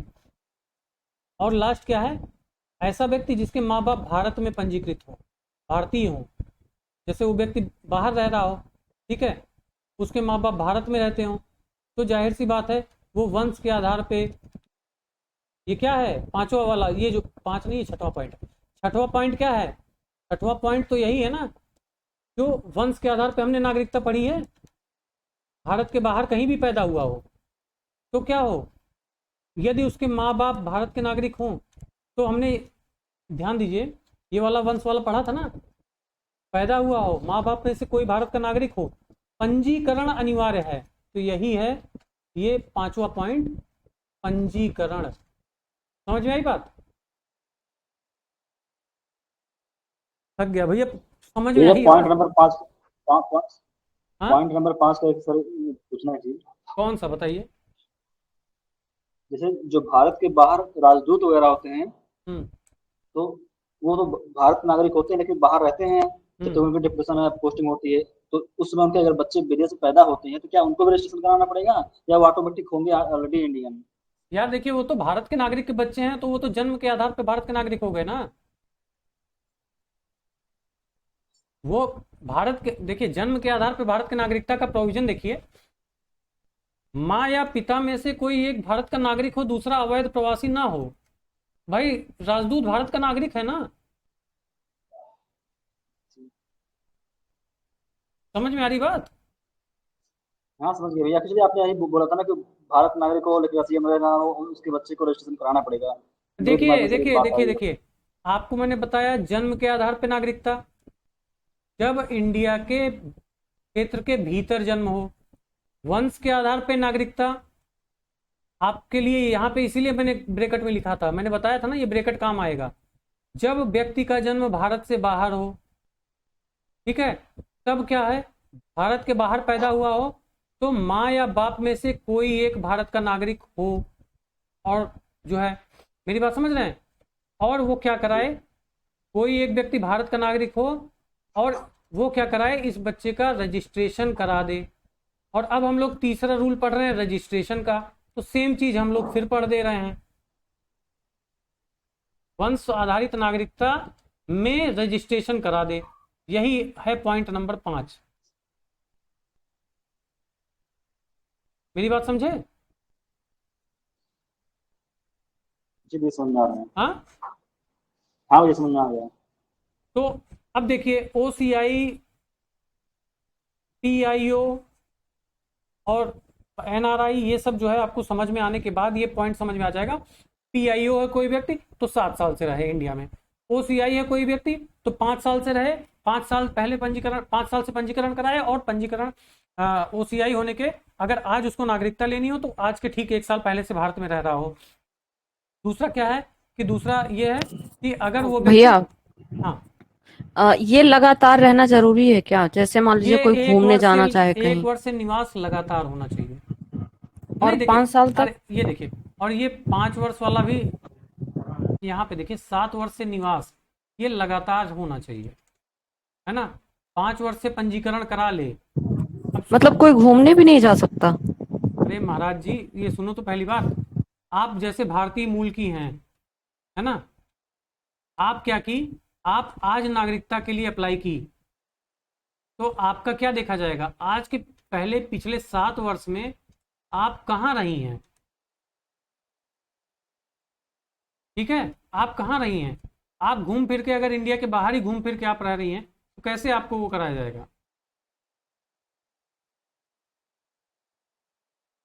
अगर आप इंडिया में घूमने आई हैं तो जाहिर सी बात है आप स्टे कहाँ करेंगी, ये नियम है। दूसरी चीज, अगर आप OCI हैं, ये अपनी चिंता कर रही हो क्या आप लोग कि हम घूमने नहीं जा सकते क्या? नागरिकता तो पहली से ही है ना भारत की, किसी और कंट्री की नागरिकता के लिए चिंता करो। और दूसरे कंट्री की नागरिकता मिली तो इंडिया की नागरिकता चली भी जाएगी, ठीक है। तो अगर इंडिया की नागरिकता भी चाहिए, दूसरे कंट्री की भी नागरिकता चाहिए, तो उसका प्रोविजन क्या है? पहले दूसरे कंट्री की नागरिकता लो और उसके बाद क्या कर लो, PIO कार्ड बनवा लो, तो भारत का भी सुविधा मिलेगी और दूसरे कंट्री की नागरिकता तो होगी ही होगी। तो ऐसे आपको एक तरीके से ये हो जाएगी। समझ में आ रहा है नेहा? हाँ भैया, वही पूछ रहे हैं। मान लीजिए तो उसके बाद 7 साल लगातार आके यहाँ रहना पड़ेगा ना? भैया ऐसे इतनी आसानी से अगर भारत भैया नागरिकता देने लगे तो फिर क्या ही कहना है। हाँ वही। नहीं भैया, इससे मतलब ये है ना कि मान लीजिए कोई विदेशी जो भारतीय मूल का हो, तो उसका बिजनेस वगैरह मान लीजिए विदेश में भी फैला हो, तो वो अरे अगर भाई उसको वो यहाँ रहना परमिशन, पड़ रहा है 7 साल वो से, तो वो फिर देखिए, जब आप रजिस्ट्रेशन कराने जाएंगे ना, तो हम लोग यहाँ पे क्या कर रहे हैं, हम लोग यहाँ पे मोटा मोटा पढ़ रहे हैं भैया, है ना। हम लोग यहाँ पे केवल मुख्य मुख्य बातें पढ़ रहे हैं। जब आप वो रजिस्ट्रेशन वाला डॉक्यूमेंट देखेंगे ना, तो उसमें ये जो 5 चीज़ मैंने लिखी है, यहाँ वहाँ पे 1500 चीज़ें लिखी होंगी। उसमें ये लिखा होगा कि आप 7 वर्ष वाला जो नियम है ना, जो नेहा आप बता रही हो और काली आप भी बता रहे हो, ये 7 वर्ष में ये इंक्लूड होगा भाई, ऑटोमेटिकली इंक्लूड होगा। जहाँ तक मुझे लगता है कि 7 वर्ष में आप अपने बिजनेस टूर्स कर सकते हैं, 7 वर्ष में आप जो है पर्टिकुलरली ये कर सकते हैं। तो ऐसा नहीं है कि पर्टिकुलर यही है कि, लेकिन वो निवास आपका जो है वो दिखना लगातार चाहिए। ये नहीं है कि आप 3 महीना आए और 6 महीना गायब हो गए, फिर अगले 2 महीना रह लिए, फिर 6 महीना गायब हो गए और आप दिखा रहे हो। ये इस तरह का नहीं होना चाहिए। ये स्पेशली है वो, जैसे हम लोग बोलते हैं ना, नियम ये है, लेकिन नियम के पीछे बहुत और नियम होते हैं, उसको समझने की कोशिश करिए। यहाँ पे आपको केवल ये पढ़ना है क्वेश्चन क्या आ रहा है। मैंने बोला PhD नहीं करना है, हाँ भैया, बस वही डाउट था कि लगातार है या नहीं, लगातार है। इसलिए ये पूछ रहे वर्ड जो है, वर्ड यहाँ पे जो लिखा है वो वर्ड लगातार ही है लिखा है, लेकिन अब इस लगातार का क्या मतलब है ये आपको विदेश मंत्रालय बताएगा। समझ में आ रहा है? ये लगातार वर्ड की मीनिंग क्या है ये विदेश मंत्रालय बताएगा। यहाँ पे ये जरूर है, भारतीय मूल का हो और पिछले 7 वर्ष से, रजिस्ट्रेशन के पहले 7 वर्ष से लगातार भारत में रह रहा हो। फिर OCI हो 5, अगर लगातार इंडिया में मतलब 5 साल से OCI में पंजीकरण करा लिया हो। आप देखिए ना नेहा, आपके प्रश्न का उत्तर तो यहीं से मिल जा रहा है यार। देखो इतना आसान है, मैं भी कहाँ पे भटका दिया आपको। OCI है, आप खुद बताइए OCI का मतलब क्या हुआ। 2005 से OCI स्कीम चालू हुई। अब 2005 के बाद वो व्यक्ति 2005 में मान लो अपना कार्ड बनवा लिया, तो 2005 से कार्ड बनवा लिया, वो रहे विदेश में ही रहे, लेकिन उसका कार्ड 2005 से चल रहा है। वो क्या करे, 2022 में जैसे इस साल आए इंडिया में रहे और 2023 में एक साल रहने के बाद 23 में अप्लाई कर दे, तो ये वाला कैटेगरी तो पूरी हो गई। देखो ना, ये कैटेगरी पूरी हो गई कि नहीं। हैं। जी भैया। OCI में 5 साल से पंजीकरण कराया हो और पंजीकरण के पश्चात 1 साल से लगातार निवास कर रहा हो, ये तो बड़े आसानी से मिल गई ना नागरिकता OCI कार्ड लेने के बाद। तो घूमने फिरने वाला भी प्रॉब्लम सॉल्व हो गया तुम्हारा इसमें। समझ में आई? और आपको मैंने पहले बताया जी भैया जी। PIO वाला स्कीम खत्म ही हो गया है, तो ये वाली स्कीम रहने की बाध्यता भी नहीं है, तो इसलिए आप टेंशन मत लो, घूमने जा भी सकते हो। ठीक है, तो ये हो गया। चौथा क्या है, अगर किसी की शादी हो रही है, मान लो किसी की शादी हो गई, और तो वो जो व्यक्ति जिससे शादी हुई हो, मान लो वो डेनमार्क का रहने वाला है, वो इंडिया में आया, तो उसके लिए भाई जरूरी है कि वो 7 साल से लगातार रहे शादी होने के बाद। ठीक है, अब उसमें भी ये लगातार वर्ड का विदेश मंत्रालय से पूछिएगा क्या है। उसके बाद क्या है, भारतीय के नाबालिग बच्चे। दूसरा, व्यक्ति जिसके माता पिता भारतीय हों, पंजीकृत हों, यानी उस व्यक्ति का जन्म कहीं भी हुआ हो, लेकिन वंश के आधार पर वो भारत की नागरिकता अगर पाने के योग्य है, तो वो क्या करे, अपना रजिस्ट्रेशन करा ले। भाई आर्टिकल 3 इससे ज्यादा और क्या ही समझाऊं, समझ में आया कि नहीं? आ गया समझ में। किसी को और दिक्कत है? चलिए अब देखिए यहाँ पे जो स्कीम्स थी नागरिकता के लिए हमने पहले डिस्कस किया क्या, इसीलिए मैंने कहा था नागरिकता वाला चैप्टर बहुत लेंदी है, इसीलिए कल इसको नहीं बता पाए। पहली भी बात आपको बताया, जन्म के आधार पे, ये सिटीजनशिप एक्ट में है, बार बार बता रहा हूं आपको कि पहली चीज थी जन्म के आधार पे, दूसरी चीज क्या है वंश के आधार पे, तीसरी चीज मैंने बताया पंजीकरण के आधार पे, और पंजीकरण में आपको बताया कि इनमें से कोई एक शर्त पूरी होनी चाहिए तो व्यक्ति पंजीकरण करा के भारत का नागरिक हो सकता है। यहां तक क्लियर है? आगे बढ़ूं? अब देखिए क्या है, तीसरा टॉपिक के बाद चौथा है जिसको बोलते हैं देशीयकरण, या फिर इसको इंग्लिश में बोलते हैं नेचुरलाइजेशन, मतलब प्राकृतिक रूप से कोई व्यक्ति भारत का नागरिक कैसे हो सकता है। उसके लिए देखिए नियम क्या है। अब यहाँ पे ध्यान जरूर दीजिएगा, देशीयकरण में यानी नेचुरलाइजेशन में जो रूल्स दिए गए हैं उनमें से सभी अप्लाई होते हैं। इसके पहले वाले में क्या था, कोई एक शर्त पूरी करे। देशीयकरण में क्या है, सारे के सारे जितने शर्त लिखे हैं सारे शर्त पूरे होने चाहिए। कौन कौन से शर्त हैं अब देखिए, फिर यहाँ पे PIO और जो है OCI की बात हो रही है, ठीक है। पहली बात तो इलीगल माइग्रेंट ना हो, दूसरी चीज ऐसे देश का नागरिक ना हो जहां देशीकरण पे रोक हो। आप पता चला कोई ऐसे देश से इंडिया में नागरिकता लेने के लिए आ रहे हो जहां से ये कहे कि भाई दूसरे देश के में नेचुरलाइजेशन के आधार पे आपको नागरिकता नहीं दी जा सकती, तो पता चला इंडिया आपको नागरिकता दे दे और आप वहां के भी नागरिक, आप वहां के नागरिक जो है हटा दिए जाएं, तो आपका क्या हो, ना तो आप यहाँ के नागरिक रह गए ना वहां के नागरिक रह गए। इस सेंटेंस का मतलब समझ रहे हो? अगर कोई देश देशीयकरण के आधार पे यानी नेचुरलाइजेशन के आधार पे नागरिकता देने के लिए मना किया हो, आप खुद अपने बारे में सोचिए, आपको क्या कहा जाए कि भाई देखो आप दूसरे देश में अगर देशीयकरण से नागरिकता लेते हो तो भारत के नागरिक नहीं रहोगे, और आपको ये पता है कि भारत में जो है नागरिकता आपको नहीं मिली और देशीयकरण के तहत आपने नागरिकता के लिए अप्लाई किया, नहीं मिली, तो आप उस देश के भी नागरिक हटा दिए जाओगे। तो यहाँ पे बस याद आपको क्या रखना है। सर हाँ सर बोलिए। सर इसमें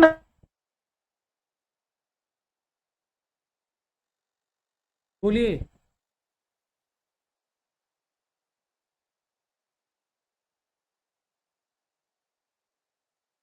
कोई बोल रहा था?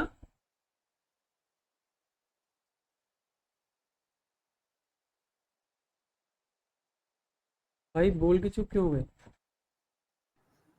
श्रद्धा के साथ नेटवर्क प्रॉब्लम हो गई सर, वो आवाज कट रही। चलिए जब कनेक्ट होगी तो इशू क्वेश्चन पूछ लेगी।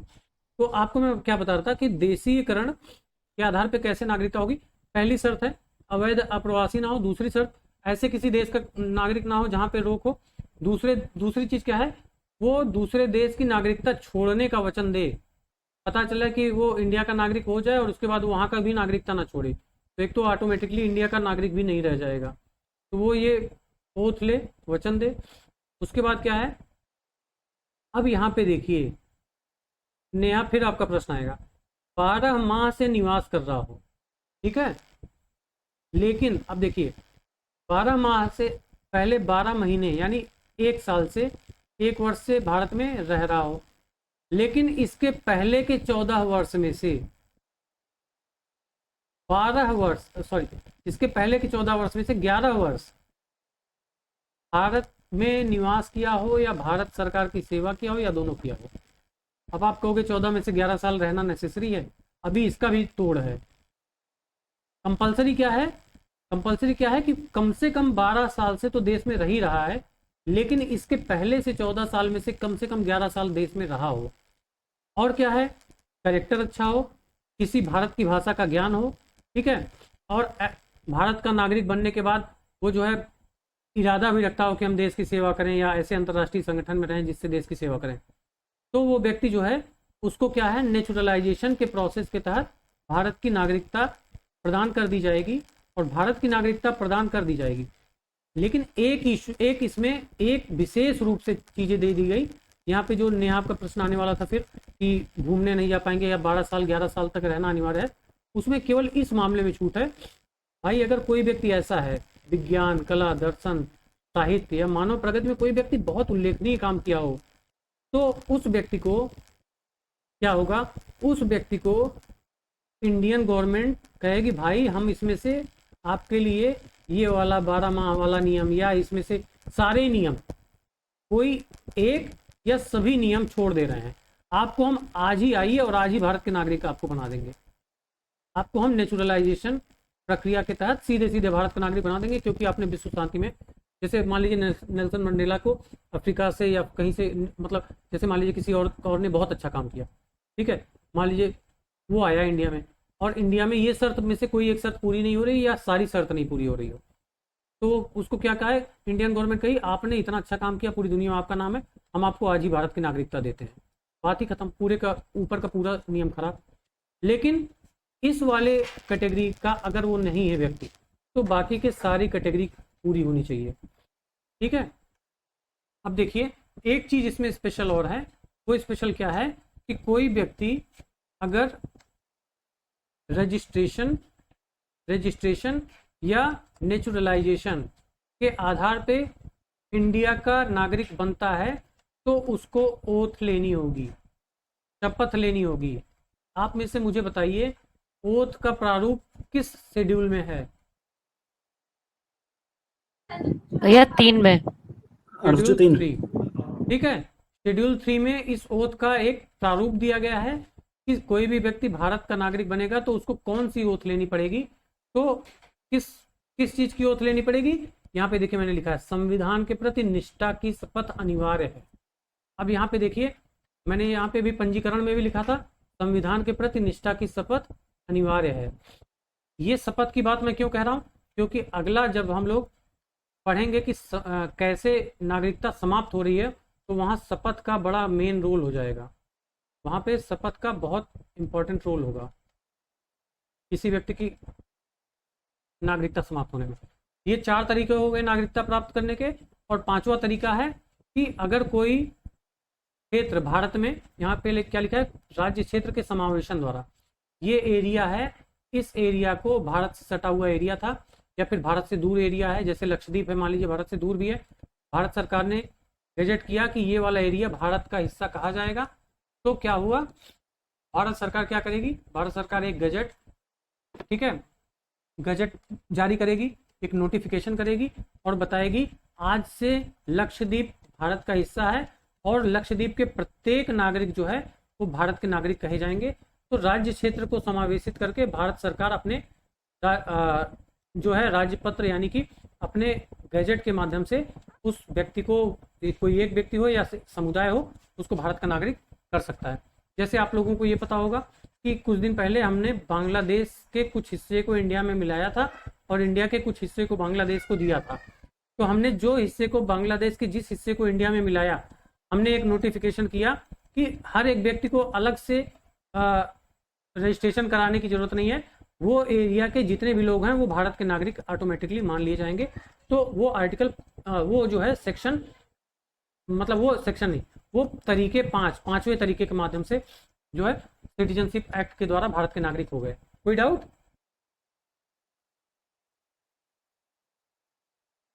भैया यहाँ पे मैं थोड़ा विषय से अलग क्वेश्चन पूछना चाहूंगा, थोड़ा सा, जस्ट 1 मिनट का लगेगा मुझे। अभी आपने जो बताया एग्जांपल उससे संबंधित है सर।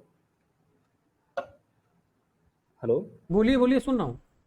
जैसे भैया आपने कहा कि बांग्लादेश का हमने कुछ एरिया अपने आप, जैसे 2015 हमने लिया समझौते के थ्रू और हमने उसको, मतलब चूंकि वो हमने क्षेत्र समाविष्ट किया तो सारे नागरिक हमारे हो गए वहां रहने वाले। जैसे हमने भी कुछ एरिया बांग्लादेश को दिया और वहां पे अगर कुछ नागरिक निवास कर रहे हैं, क्या उन नागरिकों को हम बांग्लादेश को सौंप देंगे या उन्हें हम अपने मतलब भारतीय क्षेत्र में कहेंगे नहीं भैया हमारे यहाँ आ जाओ, उस क्षेत्र को खाली कर दो, ऐसा कुछ? ये समझौते में लिखा था, ठीक है, समझौते में लिखा था और जो है ये उसी समझौते में लिखा था। ये समझौता आर्टिकल 116वां संशोधन था और इसमें लिखा था कि जो है जो हमने एरिया जो है शायद 51-52 ही लिए थे, उनको दिए ज़्यादा थे। तो उसमें ये लिखा था कि जो व्यक्ति इस एरिया में है वो व्यक्ति भारत का नागरिक माना जाएगा यदि वो व्यक्ति ऐसा करना चाहे। ठीक है, और सेम यही चीज जो है बांग्लादेश ने बोली थी। तो क्या है, जो लोग बांग्लादेश वाले एरिया में गए थे, अगर वो भारत के ही नागरिक रहना चाहते थे तो भारत के एरिया में माइग्रेट कर सकते थे और उनको जो है विशेष सुविधा या उनको लैंड रहने के लिए दी जाती। क्लियर है? जी भैया क्लियर है।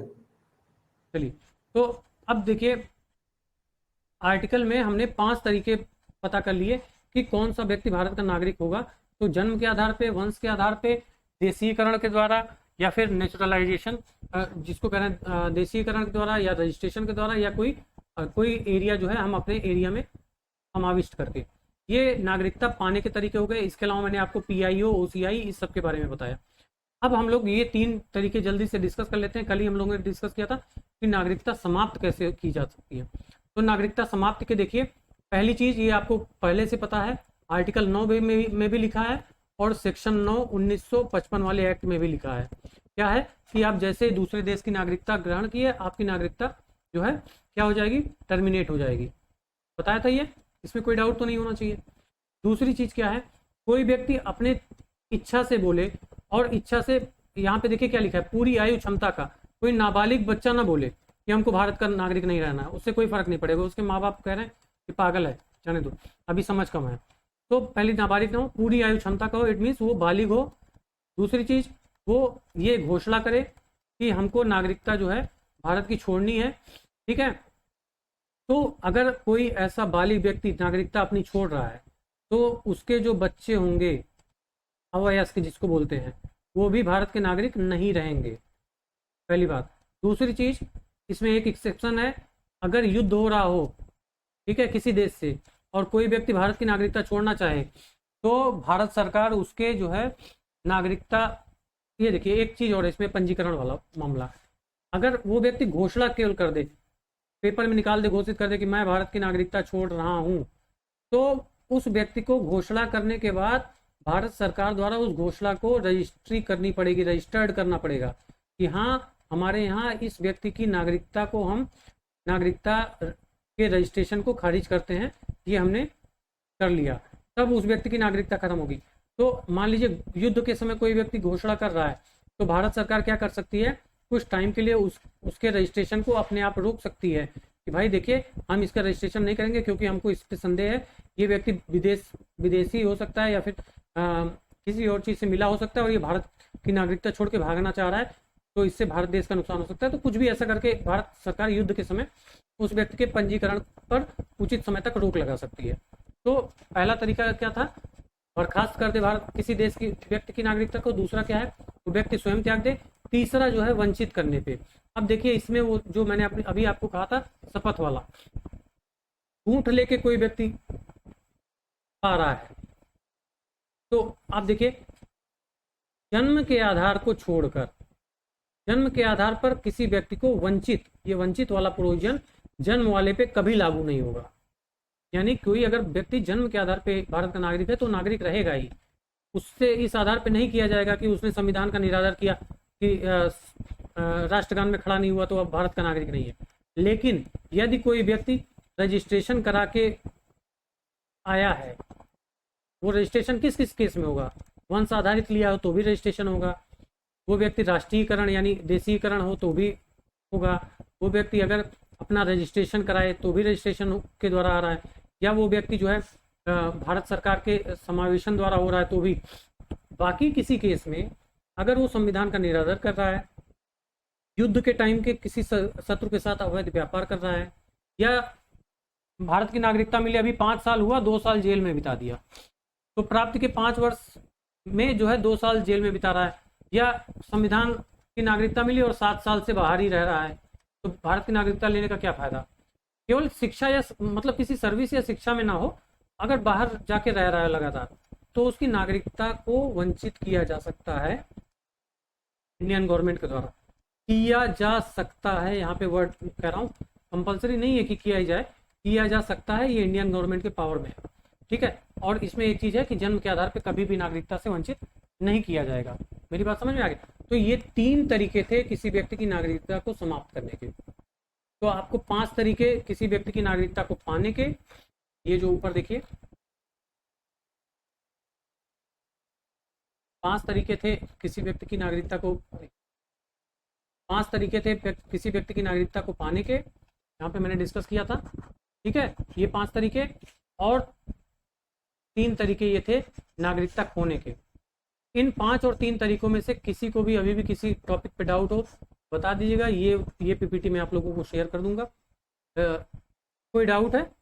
इसके अलावा आप लोगों को पीआईओ और ओसीआई के बारे में बताया, उसका आप लोगों को एक अलग से मैं शेयर कर दूंगा।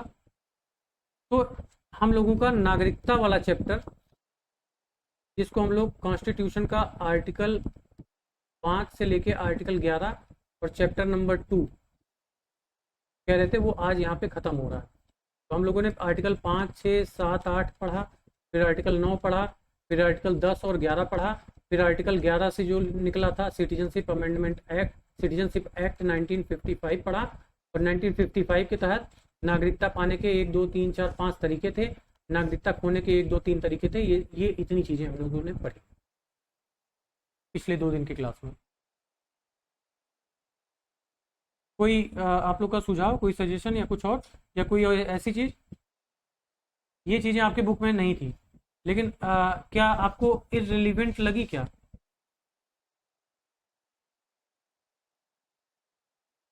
एनीवन?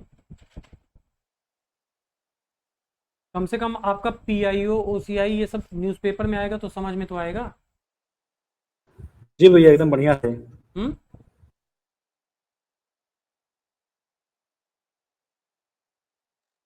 नेहा, कोई प्रश्न रह गया अभी भी?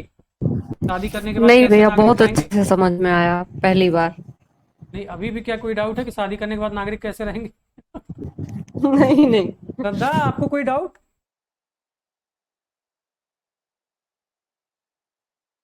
श्रद्धा का कनेक्शन कट गया क्या? सूरज तो लग रहा है गायब ही हो गए हैं। सर मेरी आवाज जा रही है? अच्छा, हाँ श्रद्धा, आपका एक प्रश्न था, बता दीजिए अभी। हाँ सर, वो हम पूछ रहे थे सर, जो आपने बताया था नेचुरलाइजेशन में कि अगर कंट्री नहीं अलाउ कर रही है तो हम लोग मतलब नहीं देते हैं, ऐसा कुछ ना। तो सर मैंने पढ़ा था कि अगर वो लोग अपने यहाँ ये प्रोसेस नहीं अलाउ करते हैं हमारे सिटीजन को, और तो हम भी उनके सिटीजन को मतलब हम लोग भी नहीं अलाउ करेंगे, तो जाहिर सी मतलब बात ऐसे मैंने पढ़ा था। तो क्या आप खुद सोचिए। हम तो सर ये वाला है कि नहीं, देखो हम क्या कर रहे हैं, हम ऐसे व्यक्ति को नागरिकता ये वाला है कि ये है कि मतलब सुनो, हम लोग क्या कर रहे हैं, ऐसे व्यक्ति को भारत की नागरिकता देने जा रहे हैं ना, कि जो किसी दूसरे देश का हो, है ना। नागरिकता पाने के तरीके हम लोग डिस्कस कर रहे हैं ना, कि भारत में नागरिकता कैसे मिल सकती है। अगर उस कंट्री का कोई ऐसी कंट्री हो जो अलाउ ही ना करती हो कि आपको किसी दूसरे के यहाँ नेचुरलाइजेशन की प्रक्रिया के तहत नागरिकता मिल सकती हो, तो नेचुरलाइजेशन की प्रक्रिया की तहत नागरिकता नहीं मिलेगी। वो आके रजिस्ट्रेशन वाले प्रक्रिया को अपना ले, किसी और प्रक्रिया को अपना ले। ठीक है सर, ये तो नहीं सर, ये नहीं सर, मतलब मैंने जो पढ़ा था कि अगर वो अपने कंट्री में हमारे लोगों को नहीं अलाउ कर रहे हैं तो हम भी अपने कंट्री में उनके लोगों को नहीं अलाउ करेंगे, ये प्रोसेस। यार, ये चीज सिटीजनशिप एक्ट में नहीं लिखी है, व्यवहारिक हो सकती है ना। सर वही सर, मतलब मैंने कुछ पढ़ा था, इस वजह से मुझे थोड़ा सा क्लियर कोई करना नहीं, था। मैं और क्लियर करके आप लोग को डिस्कस कर दूंगा। देखो, आप लोग का प्रश्न पूछना बहुत अच्छा है, लेकिन उससे क्या हो रहा है ना, कि कम से कम मेरे अंदर एक इगरनेस हो रही है। अच्छा, ये प्रश्न आया, इस प्रश्न पे मुझे थोड़ी कम समझ है, तो मैं भी अपनी समझ डेवलप करूंगा। आप लोग प्रश्न बिल्कुल पूछा करिए, और ये चीज़ मतलब अगर ऐसी एक्सपेक्टेशन भी मत रखिए कि मुझे सब कुछ आता ही होगा। 90% चीज़ें मुझे भी नहीं आती होंगी, ये आप लोग मान के चलिएगा। मुझे जितना आता है मैं उतना कोशिश करूंगा बताने की। जो नहीं सर आएगा, मुझे भी वीडियो शेयर कर देगा, बहुत जगह सर आवाज चली गई थी, नहीं, मुझे वीडियो शेयर कर हाँ दीजिएगा। बिल्कुल, मैं शेयर कर दूंगा, मैं रिकॉर्ड किया हूँ इसको। ठीक है, तो बाकी अच्छा, और किसी को कोई डाउट है? अभिषेक तो बार बार छोड़ के जा रहे थे, उनका आईटीआई का एग्जाम है। क्या है? आप अंशु बताइए, कोई इशू अभी तक? नहीं कोई इशू नहीं। यहाँ पे नहीं नहीं नहीं, सही लोग कह रहे हो, क्वेश्चंस में गलत कर देते हो।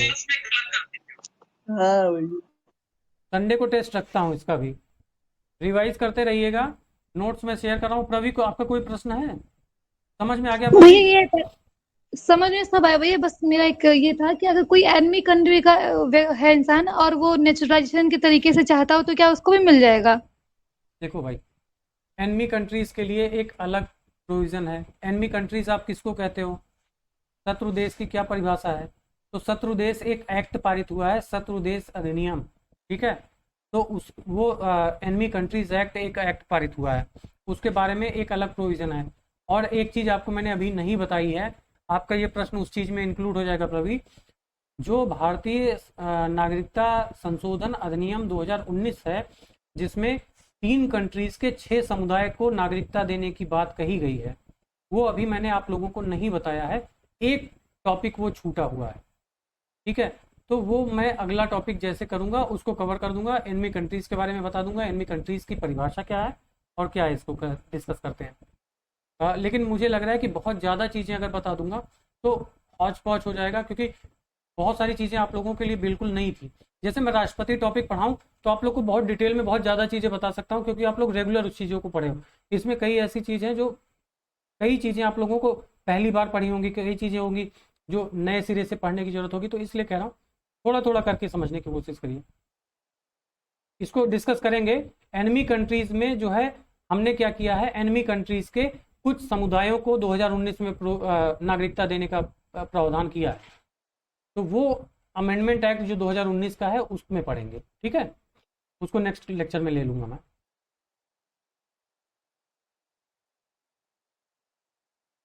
और किसी को काली क्लियर है? हाँ भैया मुझे क्लियर है। एंड कर दे बाकी लोग। रवि आपका डाउट सॉल्व भैया हुआ एक- कल? भैया एक हाँ भैया सारे डाउट्स क्लियर है मेरे। हाँ काली बताइए। भैया एक मेरा अनुसूची से एक क्वेश्चन है मेरा, जिसमें जो तृतीय अनुसूची में जो हमें मतलब शपथ के लिए जो 9 लोग किए गए हैं क्योंकि शपथ ली जाएगी, उसमें सर सेकंड नंबर पे है संसद के लिए निर्वाचन हेतु अभ्यर्थी, और उसी के नीचे संसद के सदस्य हैं। तो निर्वाचन के लिए मतलब जब हम वो जब चुनाव के पहले जब नामांकन करने जाते हैं, जो वो अभ्यर्थी इसमें हैं जी, इसका मतलब ये उनको ये शपथ लेनी पड़ेगी कि आप संसद का सदस्य बनने के योग्य हैं या नामांकन करने के योग्य हैं। ये शपथ आपको लेनी पड़ेगी। मेरी बात समझ रहे हैं?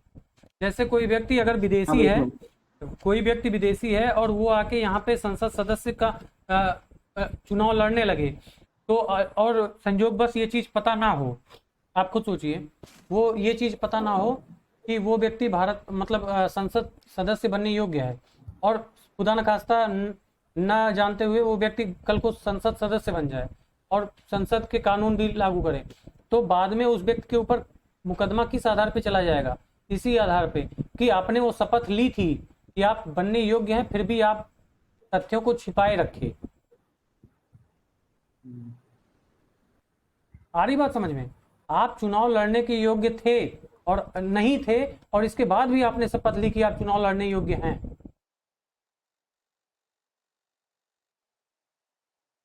काली समझ में आ रहा है? सर नहीं समझ में आया क्वेश्चन नहीं समझ में आया सर। श्रद्धा, इनका क्वेश्चन ये था ना कि आर्टिकल 2 में बहुत सारे लोगों को शपथ का प्रारूप दिया गया है, उसमें कुछ मैं ये प्रारूप जो है आर्टिकल अभी खोला नहीं हूँ, फिलहाल चेक कर लूंगा।